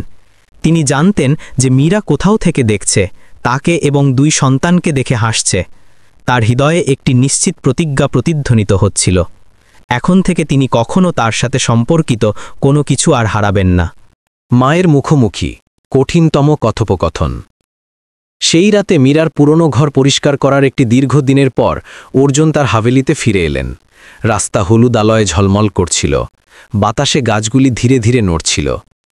কিন্তু তার হৃদয় ভারী ছিল। তিনি জানতেন যে একটি কাজ আছে যা তিনি আর এড়িয়ে যেতে পারবেন না। তা হল তার মা শ্রীমতী বিচ্ছের মুখোমুখি হওয়া, যিনি একসময় তার জন্য পুরো জীবনের পথ নির্ধারণ করেছিলেন। গাড়ি গেটের সামনে থামতেই বাটলার দৌড়ে এলেন। তাকে দেরিতে আসতে দেখে তার মুখ চিন্তিত ছিল। অর্জুন শুধু আলতো করে মাথা নাড়লেন এবং বাড়িতে ঢুকলেন। লিভিং রুম থেকে পদ্ম চায়ের গন্ধ আসছিল। শ্রীমতী বিচ্ছ সোফায় বসে খবরের কাগজ পড়ছিলেন। তার মুখ এখনও তীক্ষ্ণ ছিল, এমন একজন মহিলার রাজকীয় ভঙ্গি যিনি একসময় একটি পুরো গ্রুপ পরিচালনা করেছিলেন। যখন তিনি তার ছেলেকে দেখলেন তখন তিনি উপরে তাকালেন। তুমি সকাল থেকে কোথায় ছিলে? কোম্পানি থেকে ফোন এসেছিল, তারা বলল যে তুমি কোনো কারণ ছাড়াই ছুটি নিয়েছ। তুমি কি আমাকে চিন্তা দিয়ে মেরে ফেলতে চাও অর্জুন? অর্জুন কয়েক সেকেন্ড থামলেন এবং তারপর সামনের চেয়ারে বসে পড়লেন। তার কণ্ঠস্বর ছিল শান্ত। আমাকে ক্ষমা করো মা, কিন্তু আজ আমার একটি গুরুত্বপূর্ণ কাজ ছিল। শ্রীমতী বিচ্ছু খবরের কাগজ নামিয়ে রাখলেন। তার চোখ পরীক্ষা করছিল। এমন কি কাজ ছিল যে তোমাকে নিজের ইচ্ছায় ছুটি নিতে হলো? তুমি তো কখনো এমন স্বেচ্ছাচারী কাজ করো না। তিনি গভীর শ্বাস নিলেন। তার হাত শক্ত হয়ে গেল। আমি মীরার সাথে আবার দেখা করেছি। সেই বাক্যটি তাকে স্তব্ধ করে দিল। এক মুহূর্তে তার চেহারা পাল্টে গেল। 1 সেকেন্ড পর তিনি হাসলেন। আবার দেখা করেছ? আমাকে এটা বলো না যে তুমি এখনো তার কথা ভাবছ। সে 8 বছর আগে চলে গেছে। তার কথা বলে নিজেকে ছোট করছো কেন? অর্জুন সরাসরি তার মায়ের চোখে তাকালেন। তার কণ্ঠস্বর মৃদু হয়ে গেল। সে যায়নি, আপনি তাকে আমার কাছ থেকে দূরে যেতে বাধ্য করেছিলেন। শ্রীমতী বিচ্ছু ভ্রু কোচকালেন।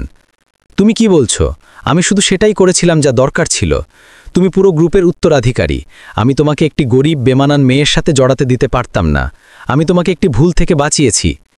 অর্জুন ধীরে ধীরে হাসলেন, একটি তিক্ত হাসি নিয়ে। আপনি একে বাঁচানো বলছেন? আপনি একজন মহিলা, একটি ভালোবাসা এবং আমার পুরো পরিবারকে হত্যা করেছেন। শ্রীমতী বিচ্ছু চমকে গেলেন।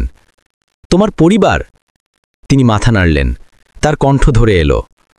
মীরা আমাকে 2টো মেয়ে দিয়েছে, প্রিয়া এবং রানী।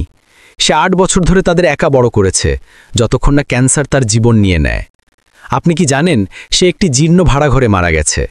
একটি চিঠি রেখে গেছে যাতে লেখা ছিল যে যদি তারা কখনো অর্জুনের সাথে দেখা করে তবে দয়া করে 2 শিশুকে সাহায্য করুন। আর আমি তাদের সাথে দেখা করেছি মা। শ্রীমতী বিচ্ছু চুপ করে বসে থাকলেন। তার ঠোঁট কাঁপছিল। এটা হতে পারে না। তুমি কি বাজে কথা বলছো? এমন হতে পারে না। অর্জুন তার পকেট থেকে চিঠিটি বের করলেন এবং তার সামনে রাখলেন। এটা মীরার চিঠি, এটি পড়ুন। তিনি কাঁপতে কাঁপতে সেটি নিলেন। তার চোখ বাঁকানো লেখাটির ওপর ঘুরছিল। প্রত্যেকটি শব্দ তার হৃদয়ে একটি ছুরির মতো বিঁধছিল। যখন তিনি পড়লেন যে আমি 2টো মেয়ে, প্রিয়া এবং রানীর জন্ম দিয়েছি, যদি কোনোদিন আপনি তাদের সাথে দেখা করেন তবে দয়া করে মুখ ফিরিয়ে নেবেন না। তার হাত শিথিল হয়ে গেল। কাগজটি মেঝেতে পড়ে গেল। তার চেহারা ফ্যাকাশে হয়ে গেল। কিছুক্ষণ পর তিনি বললেন, তার কণ্ঠস্বর কাঁপছিল, হে ভগবান, এটা হতে পারে না। সে সত্যি। অর্জুন তাকে থামিয়ে দিলেন। সে কাউকে দোষ দেয়নি, আপনাকেও না। কিন্তু আমি নিজেকে ক্ষমা করতে পারছি না। আমি তাকে একা সবকিছুর মোকাবিলা করতে দিয়েছি। এখন আমার কাছে কেবল এই 2টি সন্তান আছে। আমি আর কিছু হারাতে চাই না। শ্রীমতী বিচ চেয়ারের হাতল শক্ত করে ধরলেন। তার কণ্ঠস্বর তীব্র হয়ে গেল। তুমি কি করতে যাচ্ছ? তাদের বাড়িতে আনতে যাচ্ছ? তুমি কি পাগল হয়ে গেছ? তোমার কি মনে হয় যখন জনতা, কোম্পানির শেয়ার হোল্ডাররা জানতে পারবে যে তোমার 2টি অবৈধ সন্তান আছে, তখন তারা কি বলবে? এই পরিবারের মর্যাদার কি হবে? অর্জুন তার মায়ের দিকে তাকালেন। তার চোখ শান্ত কিন্তু দৃঢ় ছিল। মর্যাদা একটি আত্মাকে লালন করতে পারে না মা। আমি পরোয়া করি না মানুষ কি বলে। আমি শুধু এতটুকু জানি যে যদি আমি আমার মেয়েদের স্বীকার না করি তবে আমি বাঁচার যোগ্য থাকব না। শ্রীমতী বিচ তার ছেলের দিকে দেখলেন। তার চোখের রাগ এবং ভয় দুটোই ছিল। তিনি লাফিয়ে উঠলেন। তুমি বুঝতে পারছো না তুমি কি করছো? আজ তোমার যা কিছু আছে, পদ, অর্থ, সব কিছু আমি তৈরি করেছি। তুমি কি সব ফেলে দিতে যাচ্ছ শুধু একটি মৃত মহিলার 2টি সন্তানের জন্য? অর্জুনও দাঁড়ালেন।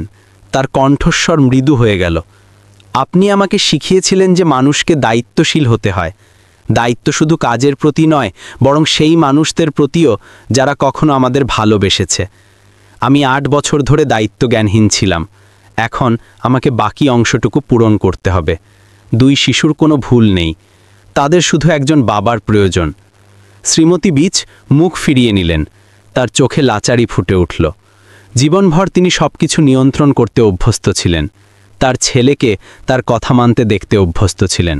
আর এখন সে তার সামনে একজন স্বাধীন, শক্তিশালী মানুষ হিসেবে দাঁড়িয়েছিল, যাকে তিনি আর বাধ্য করতে পারবেন না।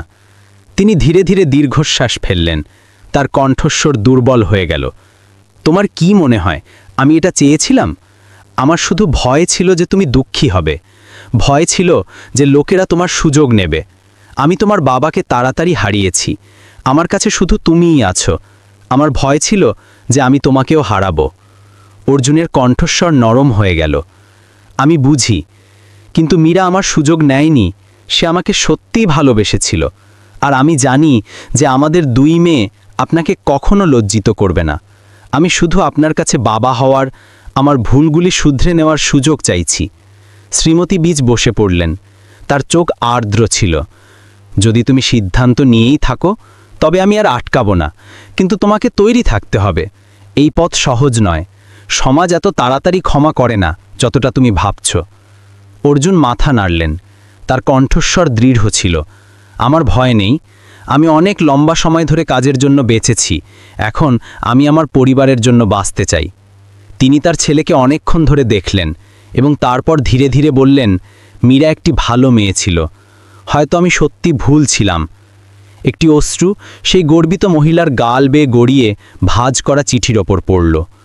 অর্জুন এগিয়ে গেলেন এবং তার মায়ের হাত ধরলেন। মা, আমি এখনও তোমার ছেলে। শুধু এখন আমি ওই দুই শিশুর বাবাও হতে চাই। শ্রীমতী বীজ কোনো উত্তর দিলেন না, শুধু অলতো করে মাথা নাড়লেন। সেই মুহূর্তে বড় ঘরের মাঝে দুটি প্রজন্ম, দুটি হৃদয় যা কখনো বিপরীত ছিল, একই মিলন বিন্দু খুঁজে পেল। তা হলো ভালোবাসা। অর্জুন জানতেন যে সেই মুহূর্ত থেকে তিনি সবচেয়ে মূল্যবান জিনিসটি পেয়ে গিয়েছিলেন, তার মায়ের সম্মতি এবং আবার শুরু করার জন্য মনের শান্তি। পিতার যাত্রা। সেই রাতে তিনি তার অফিসে বসলেন। শেষবারের মতো চিঠিটি দেখলেন এবং তারপর তাকে মনোযোগ সহকারে একটি কাঁচের ফ্রেমে রাখলেন। তিনি নিচে একটি ছোট লাইন লিখলেন, ভালোবাসা দেরিতে আসতে পারে কিন্তু কখনো হারায় না। পরের দিন সকালে দিনের প্রথম রোদ বড় জানলা দিয়ে আসছিল। অর্জুন আয়নার সামনে দাঁড়ালেন। নিজেকে অনেকক্ষণ ধরে দেখছিলেন। বহু বছর পর এই প্রথম তিনি তার চোখে আগের মতো শীতলতা পেলেন না। আয়নায় এখন আর কোনো শক্তিশালী ব্যবসায়ী ছিলেন না, বরং একজন মানুষ ছিলেন যিনি তার অনুশোচনার যাত্রার জন্য প্রস্তুতি নিচ্ছিলেন। তিনি একটি সাধারণ শার্ট পরেছিলেন, টাই ছাড়া, চকচকে চামড়ার জুতো ছাড়া। যখন তিনি নিচে এলেন, শ্রীমতী বিচ্ছু খাবারের টেবিলে বসেছিলেন। তার মুখ এখনও বিষণ্ণ ছিল। তিনি তার ছেলেকে দেখলেন এবং ধীরে ধীরে জিজ্ঞেস করলেন, আজ তুমি কোথায় যাচ্ছ? অর্জুন উত্তর দিলেন, আমি দুই শিশুদের নিতে যাচ্ছি।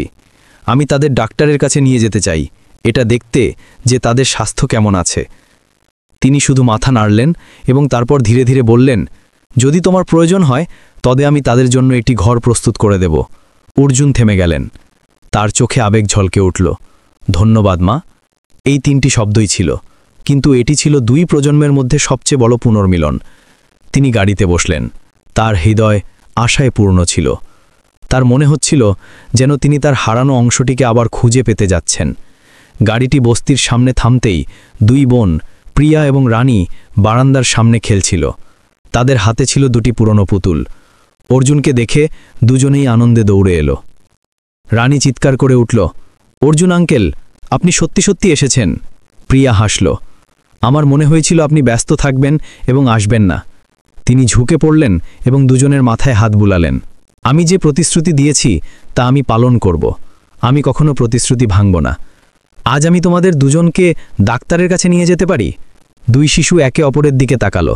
তাদের চোখ উজ্জ্বল হয়ে উঠল এবং তারপর একসাথে বলল, জি হ্যাঁ। তিনি তাদের হাত ধরলেন। সেই ছোট উষ্ণ অনুভূতি তার হাত থেকে তার হৃদয়ে পৌঁছালো। গাড়িতে রানী সব কিছু সম্পর্কে জিজ্ঞেস করতে থাকল, গাড়ির জানলার বোতাম থেকে শুরু করে সিটে লাগানো স্ক্রিন পর্যন্ত। অর্জুন হাসতে হাসতে প্রতিটি প্রশ্নের উত্তর দিতে থাকলেন, যেন তার ভয় ছিল যে তিনি কিছু মিস করে যাবেন। প্রিয়া পাশে বসেছিল, তার পুরনো শার্টের পকেট শক্ত করে ধরে। কখনো কখনো তাকে কৌতূহল এবং বিশ্বাসে মিশ্রিত দৃষ্টিতে দেখছিল। পিতা, সন্তানেরা এবং এক নতুন পৃথিবী। যখন তারা হাসপাতালে পৌঁছালেন তখন তিনি দুজনকে শিশু বিভাগে নিয়ে গেলেন। ডাক্তার তার একজন পুরনো বন্ধু এই দৃশ্য দেখে অবাক হলেন। এই দুটি শিশু কার? দেখতে এত তোমার মতো হয়েছে। অর্জুন শুধু ধীরে ধীরে হাসলেন। ভাগ্যের। সেই বাক্যটি তার বন্ধুকে আর কিছু জিজ্ঞেস করতে দিল না, শুধু হেসে বুঝে নিলেন। পরীক্ষা সাবধানে হল। রানীর হালকা পুষ্টির অভাব ধরা পড়ল এবং প্রিয়াতে খারাপ খাদ্যের কারণে রক্তাল্পতার লক্ষণ ছিল। যখন তিনি ডাক্তারের কথা শুনলেন তখন অর্জুনের সুই ফোটার মতো ব্যথা অনুভব হলো। তিনি সেই দিনগুলির কথা ভাবলেন যখন তারা পাতলা সাবু খেত, সেই রাতগুলির কথা ভাবলেন যখন তাদের না খেয়েই ঘুমোতে হতো, আর তার হৃদয় মুছড়ে গেল। তিনি জিজ্ঞেস করলেন, কোনো বিশেষ চিকিৎসার প্রয়োজন আছে? ডাক্তার উত্তর দিলেন, শুধু পর্যাপ্ত খাবার, ভালো যত্ন, 2 শিশু সুস্থ হয়ে উঠবে। তাদের নিরাপদ বোধ করানো মনে রেখো, কারণ তাদের চোখে দেখে মনে হচ্ছে তারা অনেক কিছু হারিয়েছে। অর্জুন মাথা নাড়লেন। ধন্যবাদ বন্ধু, আমি প্রতিশ্রুতি দিচ্ছি যে আমি করব। যখন তারা হাসপাতাল থেকে বের হলেন তখন রানী তার কোলে ছিল এবং প্রিয়া তার হাত শক্ত করে ধরেছিল। 2 শিশু এমন খুশি ছিল যেন কোনো উৎসব চলছে। তিনি তাদের পাশের সুপারমার্কেটে নিয়ে গেলেন এবং নতুন জামা কাপড়, জুতো, বই, খাবার এবং সেই কেকের বাক্সটিও কিনলেন যা রানী বারবার দেখছিল। প্রিয়া দ্বিধা করল, আঙ্কেল, আপনি খুব বেশি কিনছেন, আমার ভয় হচ্ছে টাকা খরচ হয়ে যাবে। তিনি হাসলেন, কোনো ব্যাপার না, এখন থেকে তোমাকে ভালো জিনিস গ্রহণ করতে শিখতে হবে, কারণ তুমি এর যোগ্য। সেই বাক্যটি প্রিয়ার চোখ লাল করে দিল। সে আলতো করে মাথা নাড়ল। যখন তারা সুপারমার্কেট থেকে বের হলেন তখন তিনি শহরের সবচেয়ে বড় মিষ্টির দোকানের সামনে গাড়ি থামালেন এবং রানীকে একটি বেছে নিতে বললেন। রানী চিৎকার করে উঠল এবং লিলি ফুলের আকারের একটি বেছে নিল। তিনি হঠাৎ থেমে গেলেন, কারণ এটি সেই ফুল ছিল যা মীরা পছন্দ করত। তিনি হাসলেন, তুমি সেই কেকটি বেছে নিলে যা তোমার মা সবচেয়ে বেশি পছন্দ করতেন। 3 জন একটি ছোট দোকানে বসে কেক খেলেন। জানলা দিয়ে আসা রোদ 2 শিশুর হাসি মুখে পড়ছিল। অর্জুনের হৃদয় অদ্ভুতভাবে হালকা অনুভব হল। বহু বছর পর এই প্রথম তিনি এক সাধারণ আনন্দ অনুভব করলেন, বাবা হওয়ার আনন্দ। খাওয়ার পর তিনি দুজনকে হবেলিতে নিয়ে গেলেন। গাড়ি থামতেই রানী বিশাল চওড়া বাড়িটি দেখে চোখ বড় করে ফেলল। আঙ্কেল, আপনার বাড়িটা খুব সুন্দর। প্রিয়া আলতো করে তার বোনের হাত টানল। জোরে কথা বলো না, আমরা এখানে থাকতে পারি না। এই কথা শুনে অর্জুন ঘুরলেন এবং উষ্ণ কণ্ঠে বললেন, ভুল, এটা তোমাদের দুজনেরও ঘর। এখন থেকে তোমরা এটিকে বাড়ি বলতে চাইবে। প্রিয়া বিস্ময়ে চোখ বড় করে ফেলল। আপনি সত্যি বলছেন? তিনি মাথা নাড়লেন। সত্যি, আমি তোমাদের দুজনের জন্য একটি ঘর প্রস্তুত করে দিয়েছি। ভেতরে ঢুকতেই শ্রীমতী বিচ্ছু সিঁড়িতে দাঁড়িয়েছিলেন। তিনি 2 শিশুকে দেখলেন। তার চোখে দ্বিধা এবং আবেগের মিশ্রণ ছিল। রানী অর্জুনের পিছনে লুকিয়ে গেল। যখন প্রিয়া বিনয়ের সাথে মাথা নিচু করল, নমস্কার দাদি। শ্রীমতী বিচ্ছু নিচে তাকালেন। তার কণ্ঠস্বর নরম হয়ে গেল। দুজনেই খুব মিষ্টি, ভেতরে এসো, আমার কাছে তোমাদের জন্য কেক আছে। অর্জুন হাসলেন এবং তার মায়ের কাঁধে হাত রাখলেন। মা, এরা প্রিয়া এবং রানী। তিনি মাথা নাড়লেন। আমি জানি, বড় মেয়েটি তার মায়ের মতো দেখতে, আর ছোটটির চোখ তোমার মতো। সেই বাক্যটি অর্জুনকে ধরে ফেলল। তিনি দুজনকে ওপরে নিয়ে গেলেন। ঘরটি আগে থেকেই সাজানো ছিল। দেয়ালগুলি হালকা নীল রঙের ছিল। মেঘের প্রিন্টযুক্ত পর্দা ছিল। একটি ছোট পড়ার টেবিল এবং 2টি সিঙ্গেল বেড ছিল। টেবিলে মীরার একটি ফ্রেম করা ছবি ছিল, যা তিনি আগের রাতে তাজা লিলি ফুলের ফুলদানির মাঝে রেখেছিলেন। যখন সে তার মায়ের ছবি দেখল তখন প্রিয়া এক মুহূর্তের জন্য চুপ করে দাঁড়িয়ে রইল এবং তারপর হাসল। মা, আমার নতুন ঘর খুব সুন্দর। অর্জুন কাছে এলেন এবং তার কাঁধে হাত রাখলেন। তোমার মা এই কথা শুনে খুব খুশি হবেন। রানী বিছানায় লাফিয়ে উঠল, বালিশ জড়িয়ে ধরল এবং খিলখিল করে হাসল। আমার এখানে থাকতে ভালো লাগছে। প্রিয়া চারপাশে দেখল। তার চোখ আর্দ্র ছিল। অর্জুন আঙ্কেল, ধন্যবাদ। তিনি ধীরে ধীরে বসলেন এবং মেয়েটির হাত ধরলেন। আর আঙ্কেল বলো না, তুমি কি আমাকে বাবা বলতে পারো? সেই বাক্যটি প্রিয়াকে স্তব্ধ করে ফেলল। তার চোখ গোল হয়ে গেল। তিনি তাকে দেখলেন। তার ঠোঁট কাঁপছিল এবং তারপর সে অবাক হয়ে 2টি শব্দ উচ্চারণ করল, বাবা। রানীও খুশি হয়ে দৌড়ে এলো। আমিও বাবা বলবো। বাবার উচ্চারণটি ছিল সরল, কিন্তু তা অর্জুনের হৃদয়ে গলিয়ে দিল। তিনি দুজনকে শক্ত করে জড়িয়ে ধরলেন। অশ্রু তার শার্টের কাঁধ ভিজিয়ে দিচ্ছিল। শ্রীমতী বিচ্ছু দরজায় দাঁড়িয়ে এই দৃশ্য দেখছিলেন। তার চোখও লাল ছিল। যে সব কিছুকে তিনি ভয় পেতেন, জনগণের মতামত, খ্যাতি, পদমর্যাদা, তা 2টি সরল বাবা শব্দের সামনে হঠাৎ করে ছোট হয়ে গেল। সেই রাতে যখন প্রিয়া এবং রানী ঘুমিয়ে পড়ল, অর্জুন বারান্দায় বের হলেন। আকাশের দিকে তাকালেন। পূর্ণিমার চাঁদ ঝুলছিল, রাতের ঠান্ডা বাতাস বইছিল। তিনি দূরে সেই দরিদ্র বস্তির দিকে তাকালেন যেখানে মীরা একসময় থাকত, এবং আলতো করে বললেন, তুমি দেখছ, আমি আমার সন্তানদের ঘরে নিয়ে এসেছি। তার হৃদয়ে বহু বছরের মধ্যে প্রথমবারের মতো সত্যিকারের শান্তি ফিরে এসেছিল। হবেলি এক নতুন জীবনে। প্রথম কয়েকদিনে যে হবেলি একসময় নীরবতার অভ্যস্ত ছিল, তা অস্বাভাবিকভাবে প্রাণবন্ত হয়ে উঠল। হাসি, করিডোরে দৌড়ানোর পায়ের শব্দ, দেওয়ালের সাথে খেলনার ধাক্কা লাগার আওয়াজ, রানীর তোতলানো গান, সবকিছু যেন পুরো পরিবেশকে আবার বাঁচিয়ে তুলল। অর্জুন, যিনি একসময় শুধু কাজই জানতেন, এখন ধীরে ধীরে বাঁচতে শিখছিলেন। সবচেয়ে ছোট জিনিসগুলি থেকে বাবা হতে শিখছিলেন। সকালে খবরের কাগজ পড়া এবং কফি খাওয়ার পরিবর্তে তিনি ভোরে উঠতেন এবং 2 মেয়ের জন্য দুধ তৈরি করতেন। প্রথমবার দুধ তৈরি করতে গিয়ে তিনি খুব সমস্যায় পড়লেন। জল খুব গরম ছিল, দুধের গুঁড়ো জমাট বেঁধে গেল। রানী তাকে দেখে খিলখিল করে হাসল। বাবা, আপনি খারাপ করে দিয়েছেন। তিনিও হেসে ফেললেন। তাহলে তুমি আমাকে শেখাও, তুমি আমার চেয়ে বেশি জানো। মেয়েটি চামচ ধরল, তাকে দেখালো কিভাবে মেশাতে হয়। তার মুখ একজন বিশেষজ্ঞের মতো উজ্জ্বল ছিল। খাবারের টেবিলে প্রিয়া রান্নাঘরে শ্রীমতী বিচ্ছুকে সাহায্য করত। সে বড়দের মতো সাবধানে সবজি বাঁচত। তিনি কখনো কখনো মেয়েটিকে দেখে চুপি মুচকি হাসতেন। প্রথমে তিনি দ্বিধা করতেন, এই জমকালো বাড়িতে 2 শিশুর উপস্থিতিতে অভ্যস্ত ছিলেন না। কিন্তু তারপর তাদের পরিষ্কার চোখ, নম্রতা এবং আজ্ঞাবহতা ধীরে ধীরে তার হৃদয়কে নরম করে দিল। এক দুপুরে তিনি শুনলেন যে প্রিয়া তার বোনকে বলছে, রানী, আস্তে আস্তে খাও, দিদা খুব সুস্বাদু রান্না করেছেন। দিদা এই 2টি শব্দ শ্রীমতী বিচ্ছুকে থামিয়ে দিল। চোখ থেকে অশ্রু গড়িয়ে পড়ল। স্বামীর মৃত্যুর দিন থেকে তিনি একাকী জীবনযাপন করছিলেন, কেবল সম্মান এবং অর্থ নিয়েই ভাবতেন। এখন সেই দিদা ডাকটি যেন তার সুপ্ত হৃদয়ের অংশটিকে জাগিয়ে তুলল। তিনি ঘুরলেন এবং আলতো করে প্রিয়ার মাথায় হাত বোলালেন। আরও খাও বেটা। মেয়েটি হাসল। তার মুখে তখনও সাদা ভাত লেগেছিল। অর্জুন পাশে বসে এই দৃশ্য দেখছিলেন এবং তার হৃদয় হালকা অনুভব হচ্ছিল। লিলি ফুল এবং শিক্ষার শুরু। দুপুরে তিনি 2 সন্তানকে বাড়ির পিছনের বাগানে ঘোরাতে নিয়ে গেলেন। বড় বাগানটি লিলি ফুলে ভরা ছিল, সেই ফুল যা মীরা পছন্দ করত। রানী চারপাশে দৌড়াচ্ছিল, কিছু পাপড়ি ছিঁড়ল এবং তারপর দৌড়ে এলো। বাবা, এই ফুলটা আমার মায়ের ছবির মতো। অর্জুন ঝুঁকে পড়লেন এবং মেয়েটিকে দেখলেন। তার কণ্ঠস্বর উষ্ণ হয়ে উঠল। ঠিক বলেছ, তোমার মা এই ফুল খুব ভালোবাসতেন। এখন থেকে প্রতি লিলি ফুলের মৌসুমে আমরা আরও লাগাবো, যাতে মা খুশি থাকেন, ঠিক আছে? রানী মাথা নাড়ল, তার চোখ জ্বলছিল। হ্যাঁ, ঠিক আছে। পাশে দাঁড়ানো প্রিয়া ধীরে ধীরে বলল, বাবা, আমি প্রতিদিন আপনার জন্য গাছগুলিতে জল দেব। সেই সাধারণ বাক্যটি তাকে আবেগপ্রবণ করে তুলল। তিনি মেয়ের মাথায় হাত বুলালেন। তাহলে এখন আমাদের বাড়িতে 3 জন বাগানের দেখাশোনা করবে। তোমার মা এটা খুব পছন্দ করবেন। সন্ধ্যায় কাজ করার পরিবর্তে অর্জুন রানীকে গল্প শোনাতেন এবং প্রিয়া পাশে বসে পড়ত।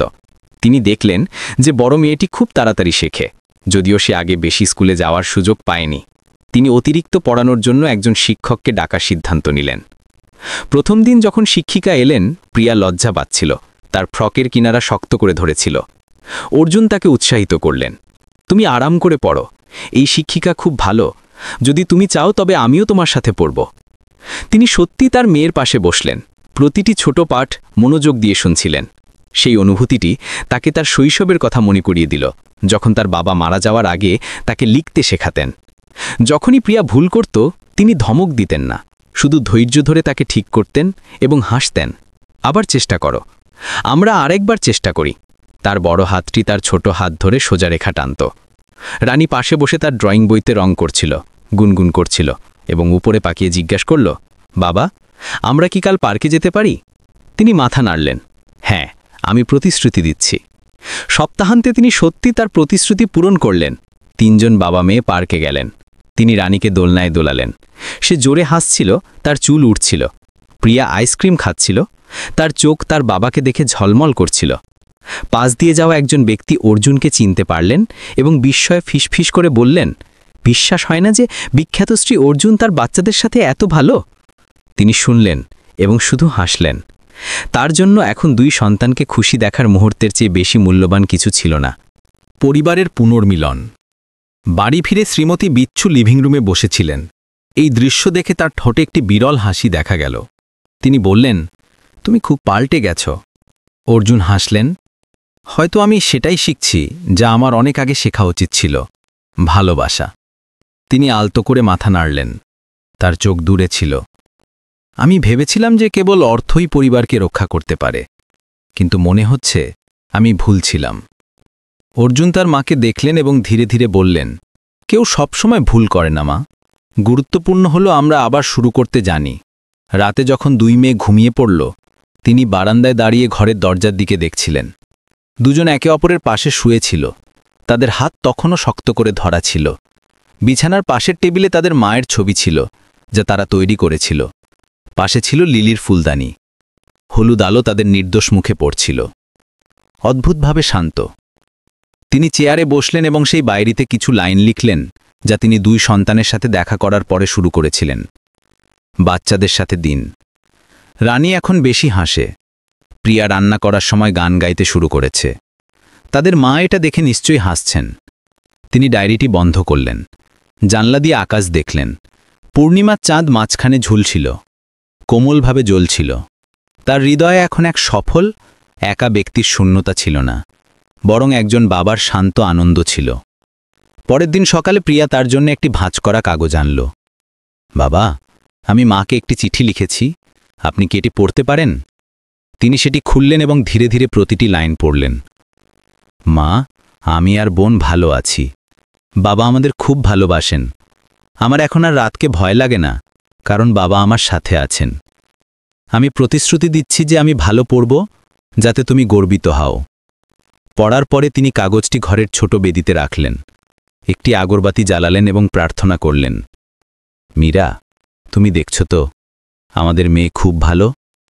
আগরবাতির ধোঁয়ার গন্ধ লিলির ফুলের সুবাসের সাথে মিশে ঘরটিকে শান্তিতে ভরে দিচ্ছিল। অর্জুন ধীরে ধীরে হাসলেন। তিনি জানতেন যে মীরা এখনও কোথাও আশেপাশে আছে। তিনজন বাবা মেয়েকে দেখে হাসছে। এবং অবশেষে তিনি বুঝতে পেরেছিলেন যে সুখ তার কাছে যা আছে তাতে নয়, বরং তার সাথে যারা আছে তাদের মধ্যে। মন্দিরে ফিরে। এক সকালে পরিষ্কার নীল আকাশ এবং হালকা বাতাসের সাথে অর্জুন প্রিয়া এবং রানীকে সেই পুরনো মন্দিরটিতে ফিরিয়ে নিয়ে যাওয়ার সিদ্ধান্ত নিলেন, যেখানে সবকিছু শুরু হয়েছিল।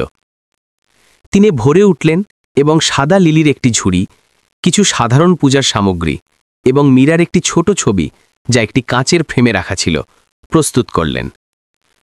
দুই শিশু নতুন লম্বা পোশাক পরেছিল, উত্তেজিত ছিল। প্রিয়া সাদা, রানী হালকা গোলাপি রঙের পোশাকে। যখন গাড়ি চলল, রাস্তার পাশের গাছগুলি থেকে রোদ আসছিল। আলোর রেখাগুলি যেন একটি স্মৃতির শৃঙ্খল ছিল, যা তাদের আবার শুরুতে নিয়ে যাচ্ছিল। মন্দিরে যাওয়ার রাস্তাটি এখনও ছোট ছিল। রাস্তার ধারে দোকানগুলিও এখনও ব্যস্ত ছিল। রানী তার মুখ জানলার সাথে সেটে দিল এবং হেসে বলল, বাবা, আমার মনে আছে এই জায়গাটা, যেখানে চাল বিতরণ করা হতো। প্রিয়া তার বোনকে দেখে মাথা নাড়ল। সেদিন আমরা এখানে বাবার সাথে দেখা করেছিলাম। অর্জুন ঘুরলেন এবং ধীরে ধীরে হাসলেন। হ্যাঁ, এইখানেই ভগবান আমাকে তোমাদের দুজনের সাথে আবার মিলিয়ে দিয়েছেন। গাড়িটি থামতেই তিনজন নিচে নামলেন। মন্দিরের গেটের সামনে বাতাস আগরবাতির পরিচিত গন্ধ, নতুন চালের সুবাস এবং দূর থেকে আসা ঘণ্টার আওয়াজ বয়ে আনল। প্রিয়া তার বোনের হাত ধরল এবং অর্জুন ফুলের ঝুড়ি নিয়ে পিছনে চললেন। মুখ্য পুরোহিত, যিনি একসময় দুই শিশুকে চাল চাইতে দেখেছিলেন, এখন তাদের দেখে অবাক হলেন এবং তারপর মৃদুভাবে হাসলেন। অমিতাভ বুদ্ধ, সৌভাগ্য আবার মিলিয়ে দিয়েছে। অর্জুন মাথা নিচু করলেন। নমস্কার গুরুদেব, আমি ধন্যবাদ জানাতে এবং মীরার জন্য একটি পূজা করতে ফিরে এসেছি। গুরুদেব মাথা নাড়লেন। তার চোখ ছিল দয়ালু। আমি জানি, সেই মেয়েটি খুব ভাগ্যবতী ছিল। দুটি পদ্মকলির মতো ভালো মেয়ে রেখে গেছে এবং এখন তারা তাদের বাবার সাথে আবার মিলিত হয়েছে। এই বলে গুরুদেব তিনজন বাবা মেয়েকে প্রধান হলঘরে নিয়ে গেলেন। জায়গাটি ছিল খোলামেলা। আগরবাতির ধোঁয়া মোমবাতির হলুদ আলোর সাথে মিশে যাচ্ছিল। অর্জুন ফুলের ঝুড়ি বুদ্ধের মূর্তির সামনে রাখলেন, তিনটি আগরবাতি জ্বালালেন এবং খুব ধীরে ধীরে প্রার্থনা করলেন। আমি ভগবানের কাছে কৃতজ্ঞ যে তিনি আমাকে আমার দুই সন্তানের সাথে আবার মিলিয়ে দিয়েছেন, আমাকে অতীতের ভুলগুলির ক্ষতিপূরণ করার সুযোগ দিয়েছেন। দয়া করে মীরার আত্মাকে দূরে কোনো শান্ত জায়গায় শান্তি দিন। তিনি অনেকক্ষণ মাথা নিচু করে রইলেন এবং তারপর প্রিয়া এবং রানীর দিকে ফিরলেন। তোমরা দুজনও প্রার্থনা করো, তোমাদের মাকে যা বলতে চাও বলো। প্রিয়া হাত জোড় করল, চোখ বন্ধ করল এবং ধীর কণ্ঠে বলল, মা, আমি আর বোন ঠিক আছি। বাবা আমাদের খুব ভালোবাসেন, তুমি চিন্তা করো না। রানী তার বোনের অনুকরণ করল, কিছু বিড়বিড় করল এবং তারপর ঘুরে জিজ্ঞেস করল, বাবা, মা কি শুনছেন? অর্জুন ঝুঁকে পড়লেন এবং তার মেয়েকে জড়িয়ে ধরলেন। হ্যাঁ মা, সবসময় শোনেন। বোধিবৃক্ষের নিচে নতুন পরিবার। পূজার পর তিনি 2 সন্তানের সাথে মন্দিরের পিছনের বাগানে গেলেন, যেখানে অজ্ঞাত মৃতদের জন্য একটি স্মারক ছিল। তিনি মীরার ছবিটি একটি সমতল পাথরের উপর রাখলেন, যার চারপাশে সাদা লিলি ফুল ছিল। গাছের ছাতা থেকে আসা রোদ ছবিটির উপর পড়ছিল। তার মুখটি কোমল, নরম দেখাচ্ছিল, যেন তিনি 3 জন বাবা মেয়েকে দেখছেন। অর্জুন বসলেন। তার কণ্ঠস্বর ছিল গভীর কিন্তু আবেগে ভরা। মীরা, আজ আমি আমাদের বাচ্চাদের এখানে এনেছি। তারা সুস্থ, খুশি এবং আমি প্রতিশ্রুতি দিচ্ছি যে আমি তাদের কোনো কিছুর অভাব হতে দেব না। তোমার বিশ্বাস ছিল যে আমি আমার মেয়েদের চিনতে পারব এবং তুমি সঠিক ছিলে। ধন্যবাদ যে তুমি ঘৃণা করনি, যে তুমি আমাকে ক্ষমা করেছ এবং আমাকে জীবনের 2টি সবচেয়ে মূল্যবান উপহার দিয়েছ। প্রিয়া তার বাবার পাশে বসল এবং তার পকেট থেকে একটি ছোট কাগজ বের করল। বাবা, আমি মাকে একটি চিঠি লিখেছি। তিনি সেটি নিলেন, খুললেন। তাতে দ্রুত হাতে লেখা ছিল, মা, আমি তোমাকে ভালোবাসি। আমি ভালো জীবনযাপন করব। তুমি আমার জন্য আর চিন্তা করো না। তিনি সেটি ভাঁজ করলেন, কাগজটি ছবির পাশে রাখলেন। তার কণ্ঠস্বর ধরে এলো, তোমার মা খুব গর্বিত হবেন। 3 জন অনেকক্ষণ চুপচাপ বসে রইলেন। মন্দিরের ঘণ্টা দূর পর্যন্ত প্রতিধ্বনিত হচ্ছিল। বাতাস আগরবাতির সুবাসকে পুরো বাগানে ছড়িয়ে দিচ্ছিল। অর্জুন তার হৃদয়ে একটি স্পষ্ট শান্তি অনুভব করলেন, এমন একটি অনুভূতি যা তিনি বহু বছর ধরে হারিয়েছিলেন। তিনি তার 2 সন্তানের দিকে দেখলেন। তাদের উজ্জ্বল হাসি তার চোখকে উষ্ণ করে দিল। পূজার পর গুরুদেব তাদের নিরামিষ খাবারের জন্য থাকতে আমন্ত্রণ জানালেন। খাবারের সময় গুরুদেব বললেন যে তার জীবদ্দশায় মীরা প্রায়ই এখানে সেবা করতে আসত। সে বেশি কথা বলতো না, শুধু চুপচাপ উঠোন ঝাড়ু দিত, রান্না করত এবং পরিষ্কার করত। একবার তিনি বলেছিলেন যে যদি পরের জন্মে তার প্রিয়জনের সাথে আবার দেখা করার সুযোগ হয়, তবে তিনি শুধু পিছনে দাঁড়িয়ে তাদের খুশি দেখতে চাইবেন। অর্জুন শুনলেন, তার চোখ জ্বলে উঠল। গুরুদেব, সে সত্যিই পিছনে দাঁড়িয়েছিল, কিন্তু এবার আমি তাকে একা থাকতে দেব না। গুরুদেব মাথা নাড়লেন। এটি অনুশোচনার সবচেয়ে সৎ উপায়। মন্দির থেকে বের হওয়ার আগে অর্জুন 2 সন্তানকে পিছনের উঠোনে নিয়ে গেলেন, যেখানে বোধিবৃক্ষের একটি সারি ছিল। তিনি একটি ছোট চারাগাছ লাগালেন, যার কাণ্ডে একটি ছোট কাঠের তক্তি ঝুলছিল। তাতে লেখা ছিল, প্রিয়া, রানী, অর্জুন, এক পরিবার। রানী কৌতূহল নিয়ে জিজ্ঞেস করল, বাবা, এই গাছটা কিসের জন্য? তিনি মেয়ের মাথায় হাত বোলালেন, যাতে যখন তুমি বড় হও তখন তুমি এখানে ফিরে আসতে পারো। এটিকে তোমার সাথে বড় হতে দেখো। যখন গাছে ফুল ফুটবে তার মানে হলো মা হাসছেন। প্রিয়া গাছটিকে জড়িয়ে ধরল এবং মাথা নাড়ল, আমার মনে থাকবে। যখন তারা মন্দির থেকে বের হলেন, হালকা বৃষ্টি শুরু হলো। অর্জুন 2 সন্তানের জন্য ছাতা খুললেন। রানী তার হাত বৃষ্টিতে রাখল এবং আনন্দের সাথে হাসল, বাবা, আমার মনে হয় মা গাছটিকে জল দিচ্ছেন। তিনি হেসে উঠলেন, হতে পারে। প্রিয়া তার বাবার কাছে ঘেঁষে দাঁড়ালো। তার হাতে তখনও তার মায়ের ছবি ছিল। 3 জন বাবা মেয়ে সেই ছোট বৃষ্টিতে হাঁটছিলেন। আগরবাতির গন্ধ, মন্দিরের ঘণ্টা এবং ভেজা মাটির সুবাস মিলে এক অদ্ভুত ধরনের শান্ত দৃশ্য তৈরি করছিল। গাড়িতে উঠতেই অর্জুন শেষবারের মতো মন্দিরের গেটের দিকে তাকালেন। সেই মুহূর্তে তার মনে হলো যেন মীরার ছায়া বোধিবৃক্ষের নিচে দাঁড়িয়ে আছে, পুরনো সাদা পোশাকে এবং হাসি মুখে দেখছে। তিনি জানতেন না যে এটি সত্যি ছিল নাকি তার মনের কল্পনা, কিন্তু সেই অনুভূতিটি তার হৃদয়কে অদ্ভুতভাবে উষ্ণ করে দিল। তিনি তার বুকে হাত রাখলেন এবং ধীরে ধীরে বললেন, ধন্যবাদ। গাড়ি চলে গেল। সামনের রাস্তা সন্ধ্যার হলুদ আলোয় খুলে গেল। বৃষ্টির পরের আকাশ পরিষ্কার ছিল এবং দূরে গাছের সারিতে বুনো লিলির ফুল ফুটেছিল, যার সুবাস ছিল একজন মৃত ব্যক্তির জন্য একটি কোমল বিদায় এবং সেই 3 জন মানুষের জন্য একটি নতুন শুরুর মতো, যারা বছরের পর বছর হারিয়ে যাবার পর আবার মিলিত হয়েছিল। নতুন অধ্যায় এবং ভালোবাসার প্রমাণ। মন্দির পরিদর্শনের পরের দিনগুলিতে 3 জন বাবা মেয়ের জীবন এক নতুন অধ্যায় প্রবেশ করল। একসময় শীতল থাকা হবেলি এখন একটি সত্যিকারের বাড়িতে পরিণত হয়েছিল। সকালে কাঠের মেঝেতে অফিস জুতার একঘেয়ে আওয়াজের পরিবর্তে এখন রানীর তোতলানো কণ্ঠস্বর বাবাকে জাগিয়ে তুলত। প্রিয়া বিছানার চাদর পরিপাটি করে ভাঁজ করত এবং ওয়াশ বেসিনে জল পড়ার শব্দ আসত যখন দুই বোন দিদার জন্য কাপ ধুত। শ্রীমতী বিচ্ছ খাবার ঘরে বসে থাকতেন এবং প্রতিবার এই দৃশ্য দেখে তার হৃদয় উষ্ণ হয়ে উঠত। একজন মহিলা যিনি একসময় একা এবং কঠোর জীবনযাপন করতেন, এখন তিনি ধীরে ধীরে হাসতে শিখছিলেন। কখনো কখনো রানীকে সেলাই শেখাতেন এবং প্রিয়াকে সেই মাশরুমের পায়েস রান্না করার পদ্ধতি বলতেন যা মীরা পছন্দ করত। সেই সকালে অর্জুন দুই সন্তানকে স্কুলে নিয়ে গেলেন। প্রিয়া নতুন প্রাথমিক বিদ্যালয়ের ইউনিফর্ম পরেছিল, সাদা শার্ট, উঁচু করে বাঁধা পনিটেল, তার চোখ ঝলমল করছিল। রানী একটি হলুদ কিন্ডারগার্টেনের ফ্রক পরেছিল। তার হাতে একটি ছোট ব্যাগ ছিল যার ওপর লিলি ফুলের ছবি ছিল, যা অর্জুন বিশেষভাবে তৈরি করিয়েছিলেন। যখন গাড়ি স্কুলের গেটের সামনে থামল, রানী তার শার্ট শক্ত করে ধরে কাঁদতে শুরু করল। বাবা, আমি থাকতে চাই না। তিনি নিচে বসলেন এবং তার মেয়েকে কোমল চোখে দেখলেন। আমি তোমাকে তাড়াতাড়ি নিতে আসব, আমি প্রতিশ্রুতি দিচ্ছি। তোমাকে শুধু তোমার বন্ধুদের সাথে খেলতে হবে, তাদের বলতে হবে যে তুমি বাড়িতে লিলি ফুল লাগিয়েছ, ঠিক আছে? রানী তাকে দেখল, তার চোখ আর্দ্র ছিল এবং তারপর সে ধীরে ধীরে মাথা নাড়ল। শিক্ষিকা তাকে নিতে এলেন, রানীর হাত ধরলেন। ভালো মেয়ে, ক্লাসে যাও, বাবা ছুটির পর তোমাকে নিতে আসবেন। রানী ঘুরে হাত নাড়ল। বাবা, মনে রেখো। অর্জুন ততক্ষণ দেখতে থাকলেন যতক্ষণ না তার মেয়ে গেটের পিছনে হারিয়ে গেল।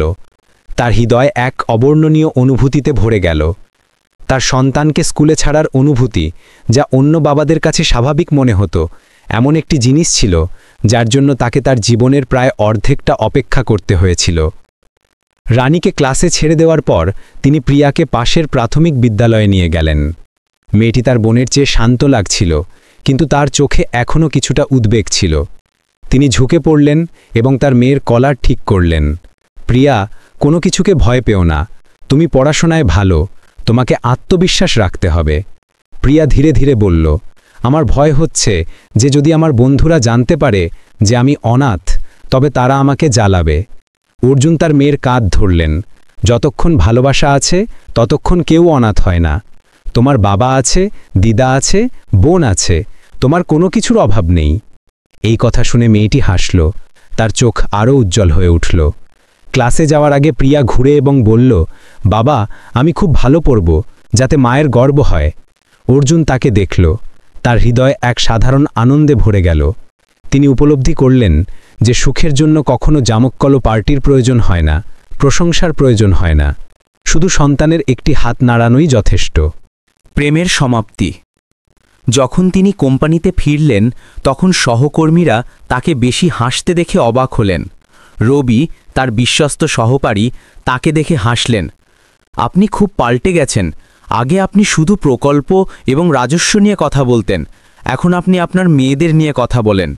অর্জুন উত্তর দিলেন, আগে আমি শুধু কাজ করতে জানতাম, এখন আমি বাঁচতে শিখছি। দুই সন্তানের আসার দিন থেকে তিনি সবকিছু পুনর্বিন্যস্ত করে নিয়েছিলেন। তিনি এখন আর মধ্যরাতের পর বাড়ি ফিরতেন না, খাবারের টেবিলে ল্যাপটপ আনতেন না এবং রাতের খাবারের সময় কাজের ফোন ধরতেন না। পরিবর্তে তিনি স্কুল থেকে বাচ্চাদের নিতে তাড়াতাড়ি বাড়ি আসতেন, শ্রীমতী বিচ্ছের সাথে রাতের খাবার তৈরি করতেন এবং দুজনকে স্কুলের গল্প শোনাতেন। এক সন্ধ্যায় প্রিয়া তার প্রথম প্রশংসাপত্র দেখালো। বাবা, আমাকে ক্লাসের উপমনিটর নির্বাচন করা হয়েছে। অর্জুন কাগজটি দেখলেন, তার চোখ ঝলমল করে উঠল। খুব ভালো, আমার বাবার মেয়ে এর যোগ্য। তিনি কাগজটি লিভিং রুমের দেওয়ালে মীরার ছবির ঠিক পাশে ঝুলিয়ে দিলেন। রানী পাশে দাঁড়িয়ে মুখ ফুলিয়ে বলল, বাবা, আমার কোনো প্রশংসাপত্র নেই। তিনি হাসলেন এবং তার মেয়েকে কোলে তুলে নিলেন। তোমার কাছে একটি বড় পুরস্কার আছে, তুমি আমাকে প্রতিদিন হাসাও। সেই বাক্যটি শ্রীমতী বিচ্ছেকেও হাসিয়ে দিল। পুরো বাড়ি খুশির কথায় ভরে গেল। প্রতি রাতে ঘুমানোর আগে অর্জুন দুই সন্তানকে রূপকথা শোনাতেন। প্রিয়া মনোযোগ দিয়ে শুনত। যখন রানী মাঝে মাঝে এসে প্রশ্ন করত, বাবা, গল্পে কি মা আছে? তিনি তার মেয়ের মাথায় হাত বোলালেন। হ্যাঁ, মা সেই মানুষ যার সম্পর্কে বাবা তার হৃদয়ে কথা বলেন। দুজনে খিলখিল করে হাসল এবং তারপর তার কোলে ঘুমিয়ে পড়ল। কিছু রাত তিনি মাঝরাতে উঠতেন, তার পাশে শান্তিতে ঘুমিয়ে থাকা দুটি ছোট মুখ দেখতেন। তার হৃদয় একটি গভীর কৃতজ্ঞতায় ভরে যেত। তিনি মনে মনে মীরাকে বলতেন, তুমি দেখছো তো, আমি তোমার সন্তানদের আর দুঃখ সহ্য করতে দিইনি। শ্রীমতী বিচ্ছি ধীরে ধীরে দুই শিশুর জন্য একটি আবেগিক অবলম্বন হয়ে উঠলেন। প্রতিদিন সকালে তিনি তাদের বাগানে ফুল তুলতে নিয়ে যেতেন, তাদের চা বানানো শেখাতেন এবং পুরনো দিনের গল্প শোনাতেন। একবার রানী নিষ্পাপভাবে জিজ্ঞাসা করল, দিবা, বাবাও কি ছোটবেলায় আমার মতো দুষ্টু ছিলেন? তিনি হেসে উঠলেন, তোমার চেয়েও বেশি। তার হাসি পুরো বাগানে প্রতিধ্বনিত হতো, পাখির কলরবের সাথে মিশে যেত। একসময় জনশূন্য থাকা হাবেলিতে এখন যেন একটা নতুন আত্মা এসেছিল, একটি আত্মা যার নাম ছিল পরিবার। অর্জুনও শোনা এবং ভাগ করে নেওয়া শিখেছিলেন। তিনি তার কাজকে আবার সাজিয়ে নিলেন, কিছু দায়িত্ব অর্পণ করলেন এবং পরিবারের জন্য আরও সময় বের করলেন। সন্ধ্যায় তিনি বাচ্চাদের নিতেন এবং পুরো পরিবারকে হ্রদের ধারে ঘোরাতে নিয়ে যেতেন। রানী পাতা কুড়াতে লাফাত, প্রিয়া দিদার হাত ধরে থাকত এবং তিনি পিছনে হাঁটতেন। তার চোখ গর্বে ভরা থাকত। একবার প্রিয়া বলল, বাবা, ইস, যদি মাও আমাদের সাথে হাঁটতে পারতেন। তিনি ধীরে ধীরে উত্তর দিলেন, মা সবসময় তোমাদের সাথে হাঁটেন, শুধু তুমি তাকে দেখতে পাও না। সেই উত্তরটি প্রিয়াকে হাসিয়ে দিল, তার চোখে বিশ্বাস ঝলমল করে উঠল। এর পরের মাসগুলিতে অর্জুনের মনে হল সময় ধীরে ধীরে কাটছে। এটি এখন আর কাজে ব্যস্ত দিনগুলির শৃঙ্খল ছিল না, বরং পরিবারের সাথে স্মরণীয় মুহূর্ত ছিল।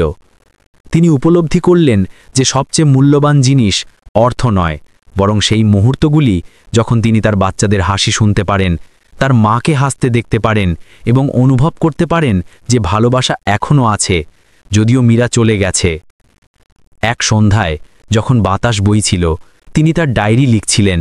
তিনি একটি লাইন লিখলেন, তম দিন, রানী বর্ণমালা শিখেছে, প্রিয়া তার শিক্ষিকাকে ধন্যবাদ চিঠি লিখেছে, দিদা এখন বেশি হাসেন, ঘর সত্যিই ঘর হয়ে গেছে।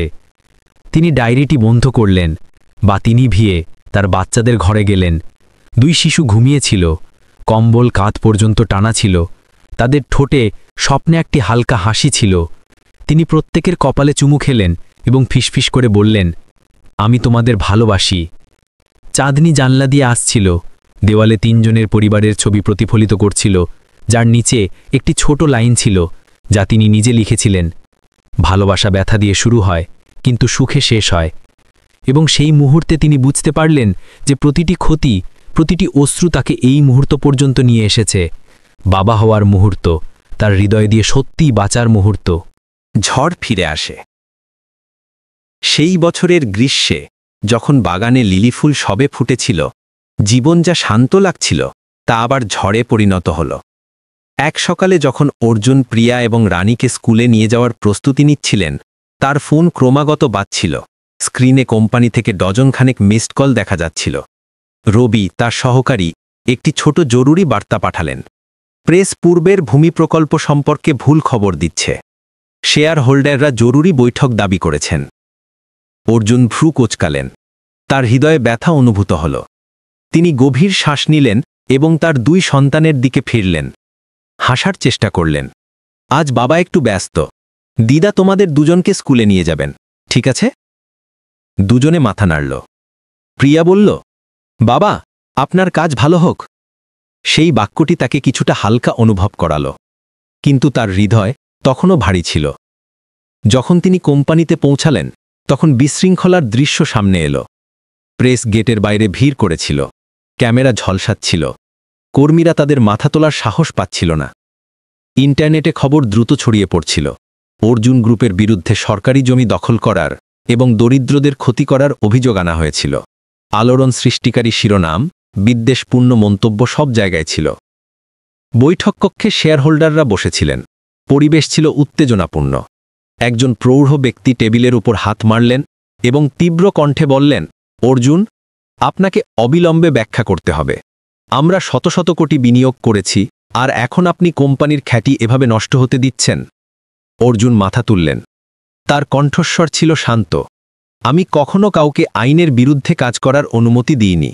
এটা বিষয়টি কিছু নিম্নস্তরের কর্মচারীর দ্বারা কৃষিজমি অবৈধভাবে কেনা এবং নথিপত্রে কারুসাজি করার কারণে ঘটেছে।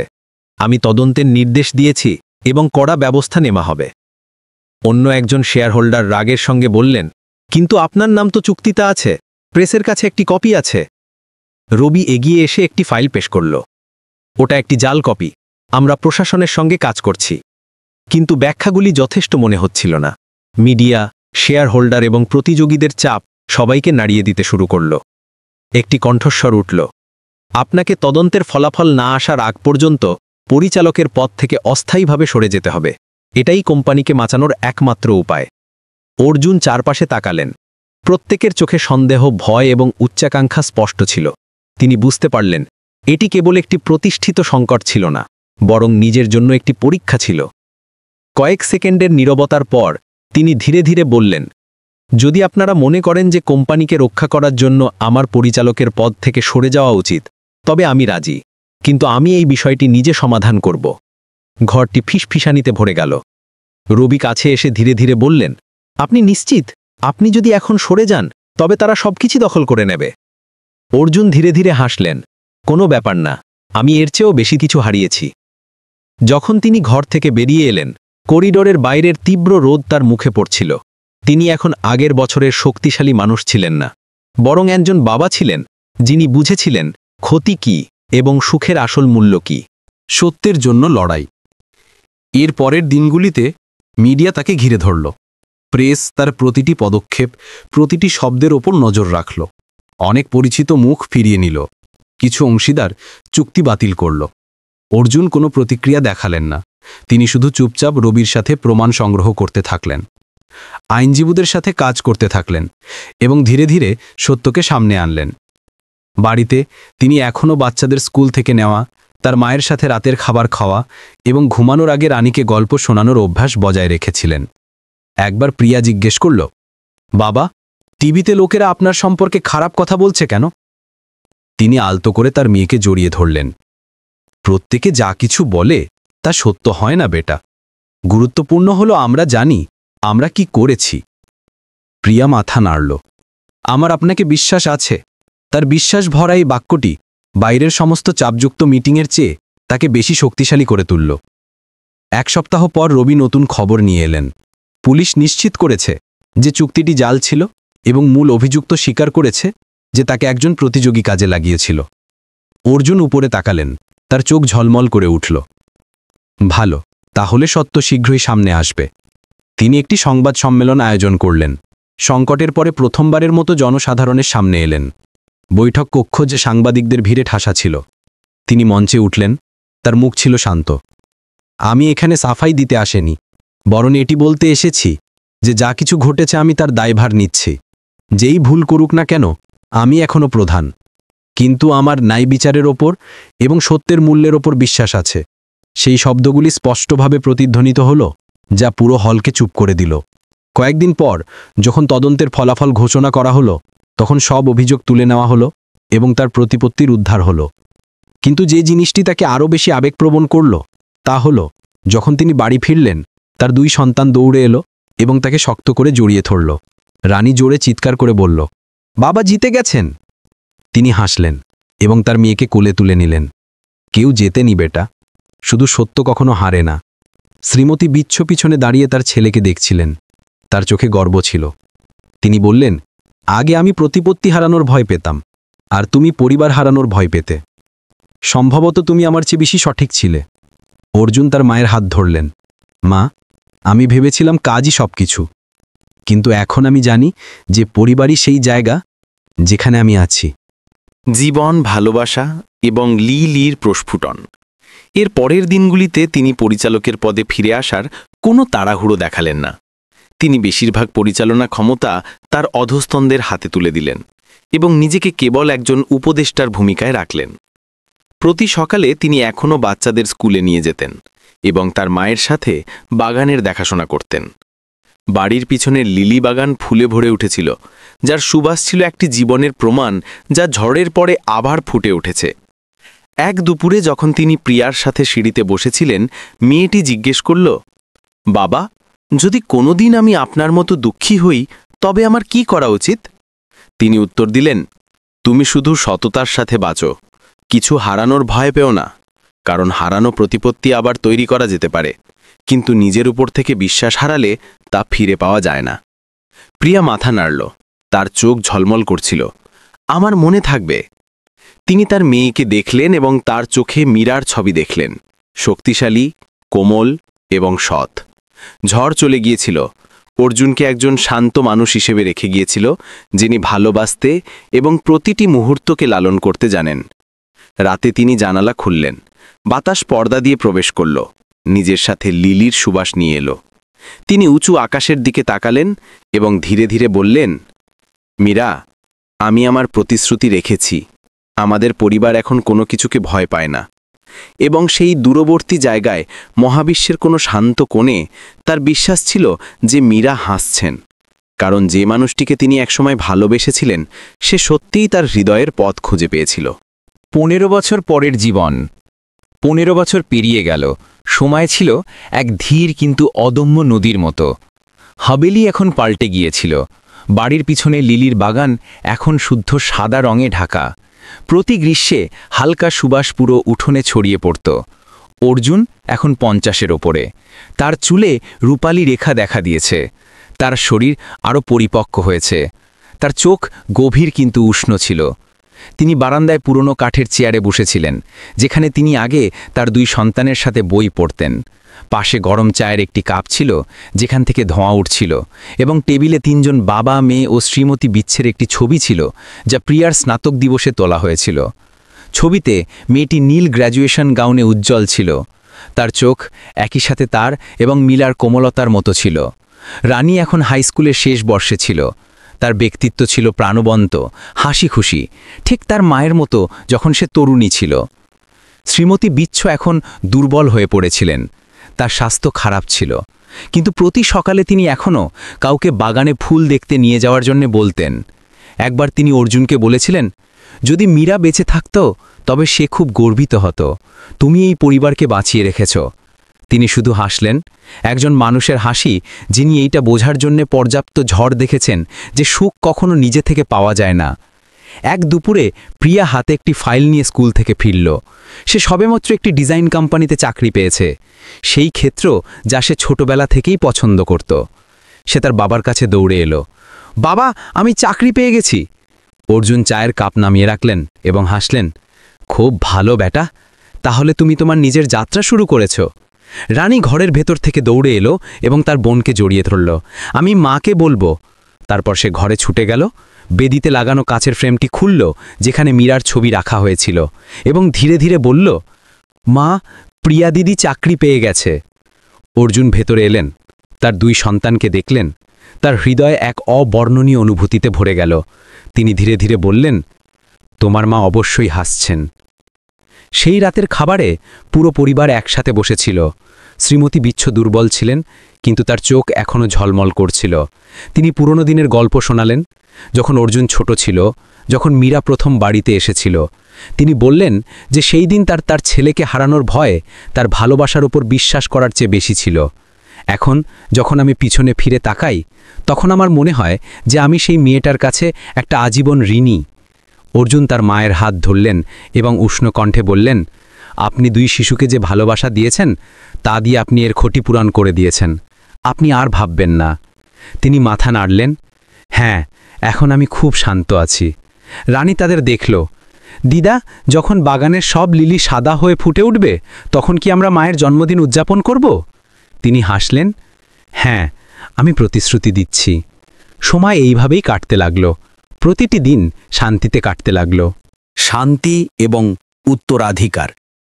1 শুরুর শরতের সকালে যখন উঠোনে পাতা পড়তে শুরু করেছিল, অর্জুন ভোরে উঠলেন এবং বাগানে গেলেন। ফুলগুলিতে হালকা শিশির ছিল এবং সাদা লিলির গুচ্ছের মধ্যে একটি ফুল ছিল, যা সবেমাত্র ফুটেছিল এবং বাকিগুলির চেয়ে বড় ছিল। পাপড়িগুলি সূর্যের দিকে ছিল। তার হঠাৎ মীরার সেই কথাগুলি মনে পড়ল। লিলি তখনই ফোটে যখন মাটি যথেষ্ট উষ্ণ হয় এবং স্বামী যথেষ্ট ধৈর্যশীল হয়। তিনি হাসলেন এবং অনুভব করলেন যে এটিই ছিল তার জীবনের প্রতিচ্ছবি। একজন মানুষ যিনি হারানোর পরে ভালোবাসতে শিখেছিলেন। সেই দুপুরে প্রিয়া তার বাবার পাশে বসল। বাবা, আমি লিলি থেকে অনুপ্রাণিত একটি সংগ্রহ তৈরি করছি। আমি এর নাম বৃষ্টির পরের আলো রাখতে চাই। আপনার কেমন লাগলো? তিনি তার মেয়েকে দেখলেন। তার চোখে গর্ব ঝলমল করে উঠল। খুব সুন্দর নাম বেটা, একেবারে তোমার মায়ের যাত্রার মতো। রানী মাঝে এসে বলল, আমিও ডিজাইনিং শিখতে চাই, যাতে আমি আমার বোনের সাথে কাজ করতে পারি। তিনি হাসলেন। 2 বোন একসাথে কাজ করবে, তোমার মা এটা খুব পছন্দ করবেন। সেই বছরের শীতে শ্রীমতী বিচ্ছ দুর্বল হয়ে গেলেন। বিছানায় শুয়েছিলেন। তার হাত তখনও মালাটি শক্ত করে ধরেছিল। এক সকালে তিনি অর্জুনকে ডাকলেন এবং দুর্বল কণ্ঠে বললেন, বেটা, আমি শীঘ্রই তোমার বাবার সাথে দেখা করতে চলেছি।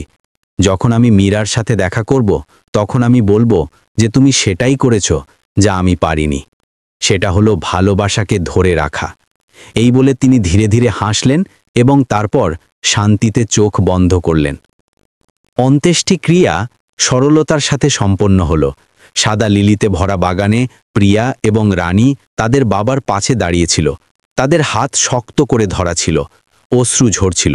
অর্জুন মাথা তুলে আকাশের দিকে তাকালেন এবং ধীরে ধীরে বললেন, মা, শান্তি পেয়েছেন। অন্ত্যেষ্টিক্রিয়ার পর তিনি 2 সন্তানের সাথে রাস্তার ধারে একটি নতুন ফুলের সারি লাগালেন। প্রতিটি ফুল একজন মা, একজন দিদা, একজন মহিলার জন্য ধন্যবাদের শব্দ ছিল, যিনি তাদের জীবনে একটি ছাপ রেখে গেছেন। কয়েক বছর পর প্রিয়া হোয়াইট লিলি নামে একটি ছোট্ট ডিজাইন স্টুডিও খুলল। সে ফুল এবং পরিবার দ্বারা অনুপ্রাণিত পেন্টিং তৈরি করায় বিশেষজ্ঞ ছিল। অন্যদিকে রানী দরিদ্র শিশুদের পড়ানোর জন্য শিক্ষাক্ষেত্রে কাজ করল। এক গভীর সন্ধ্যায় যখন সূর্যাস্ত পুরো বাগানকে হলুদ করে দিয়েছিল, অর্জুন চেয়ারে বসে তার 2 সন্তানের হাসির শব্দ শুনছিলেন। তিনি ধীরে ধীরে তার পুরনো ডায়েরি খুললেন। সেই ডায়েরি যা তিনি প্রিয়া এবং রানীর সাথে দেখা করার দিন থেকে লেখা শুরু করেছিলেন। হলুদ হয়ে যাওয়া পাতাগুলিতে লেখা ছিল অনুশোচনার যাত্রার প্রতিটি পদক্ষেপ, অতীতের অশ্রু থেকে আজকের হাসি পর্যন্ত। শেষ পাতায় তিনি আরেকটি লাইন লিখলেন, তমদিন। পুরো পরিবার শান্ত। লিলি এখনো ফুটছে। তুমি দেখছো তো মীরা? তিনি কলমটি নামিয়ে রাখলেন এবং একটি দীর্ঘশ্বাস ছাড়লেন। সন্ধ্যার বাতাস ফুলের গন্ধ ঘরে নিয়ে এলো, একটি কোমল পরিচিত সুবাস। তিনি মীরার ছবি দেখলেন। তার চোখ জলে ভরে উঠল। হঠাৎ দরজা থেকে রানী জোরে ডাকল, বাবা, বাবা, এখানে এসো এবং আমার আর দিদির সাথে একটা ছবি তোলো। তিনি হেসে উঠলেন, দাঁড়ালেন এবং মীরার ফ্রেমটি নিয়ে বাগানে গেলেন। 3 জন বাবা মেয়ে ফুলের গুচ্ছের মাঝে বসে পড়ল। প্রিয়া ক্যামেরা ধরল। বাবা, হাসুন। তিনি লেন্সের দিকে তাকালেন। তার হাসি ছিল কোমল এবং তার হাতে তখনও সেই মহিলার ফ্রেমটি ছিল, যিনি তার জীবন বদলে দিয়েছিলেন। যখন ক্যামেরার আওয়াজ এলো, দিনের শেষের রোদ ফুলের পাপড়ি ভেদ করে হাজার হাজার সোনালি ধূলিকণার মতো আলো ছড়াচ্ছিল। সেই ছবিটি পরে পরিবারের সবচেয়ে মূল্যবান স্মৃতিচিহ্ন হয়ে উঠল। ছবিতে 3 জন মানুষ বাস করছিল এবং একজন সর্বদা হৃদয়ে ছিল। জীবনের চূড়ান্ত শিক্ষা।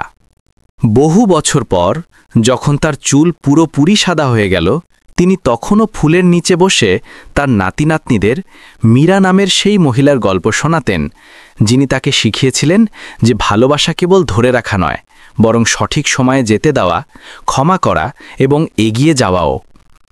এবং প্রতিবার গল্প শেষ করার পর তিনি নাতি নাতনিদের শেষ কথাটি বলতেন, যদি তোমরা দাদাভাইকে জিজ্ঞেস করো যে তিনি এই জীবন থেকে সবচেয়ে মূল্যবান জিনিস কি শিখেছেন, তবে তা হলো কখনো তোমার প্রিয়জনকে এই কথাটি না বলে যেতে দিও না যে তুমি তাদের ভালোবাসো। সন্ধ্যার বাতাস আবার বইল। নিজের সাথে লিলির সুবাস, স্মৃতির গন্ধ, ভালোবাসা এবং পুনর্জন্মের গন্ধ নিয়ে এলো। বারান্দায় অর্জুন ধীরে ধীরে চোখ বন্ধ করলেন এবং হাসলেন, আর তার হৃদয় যেন কোথা থেকে মীরার হাসি প্রতিধ্বনিত হচ্ছিল, কোমল, উষ্ণ, যেন সে কখনো দূরে যায়নি। গল্পের শিক্ষা, ভালোবাসা এবং অনুতাপ।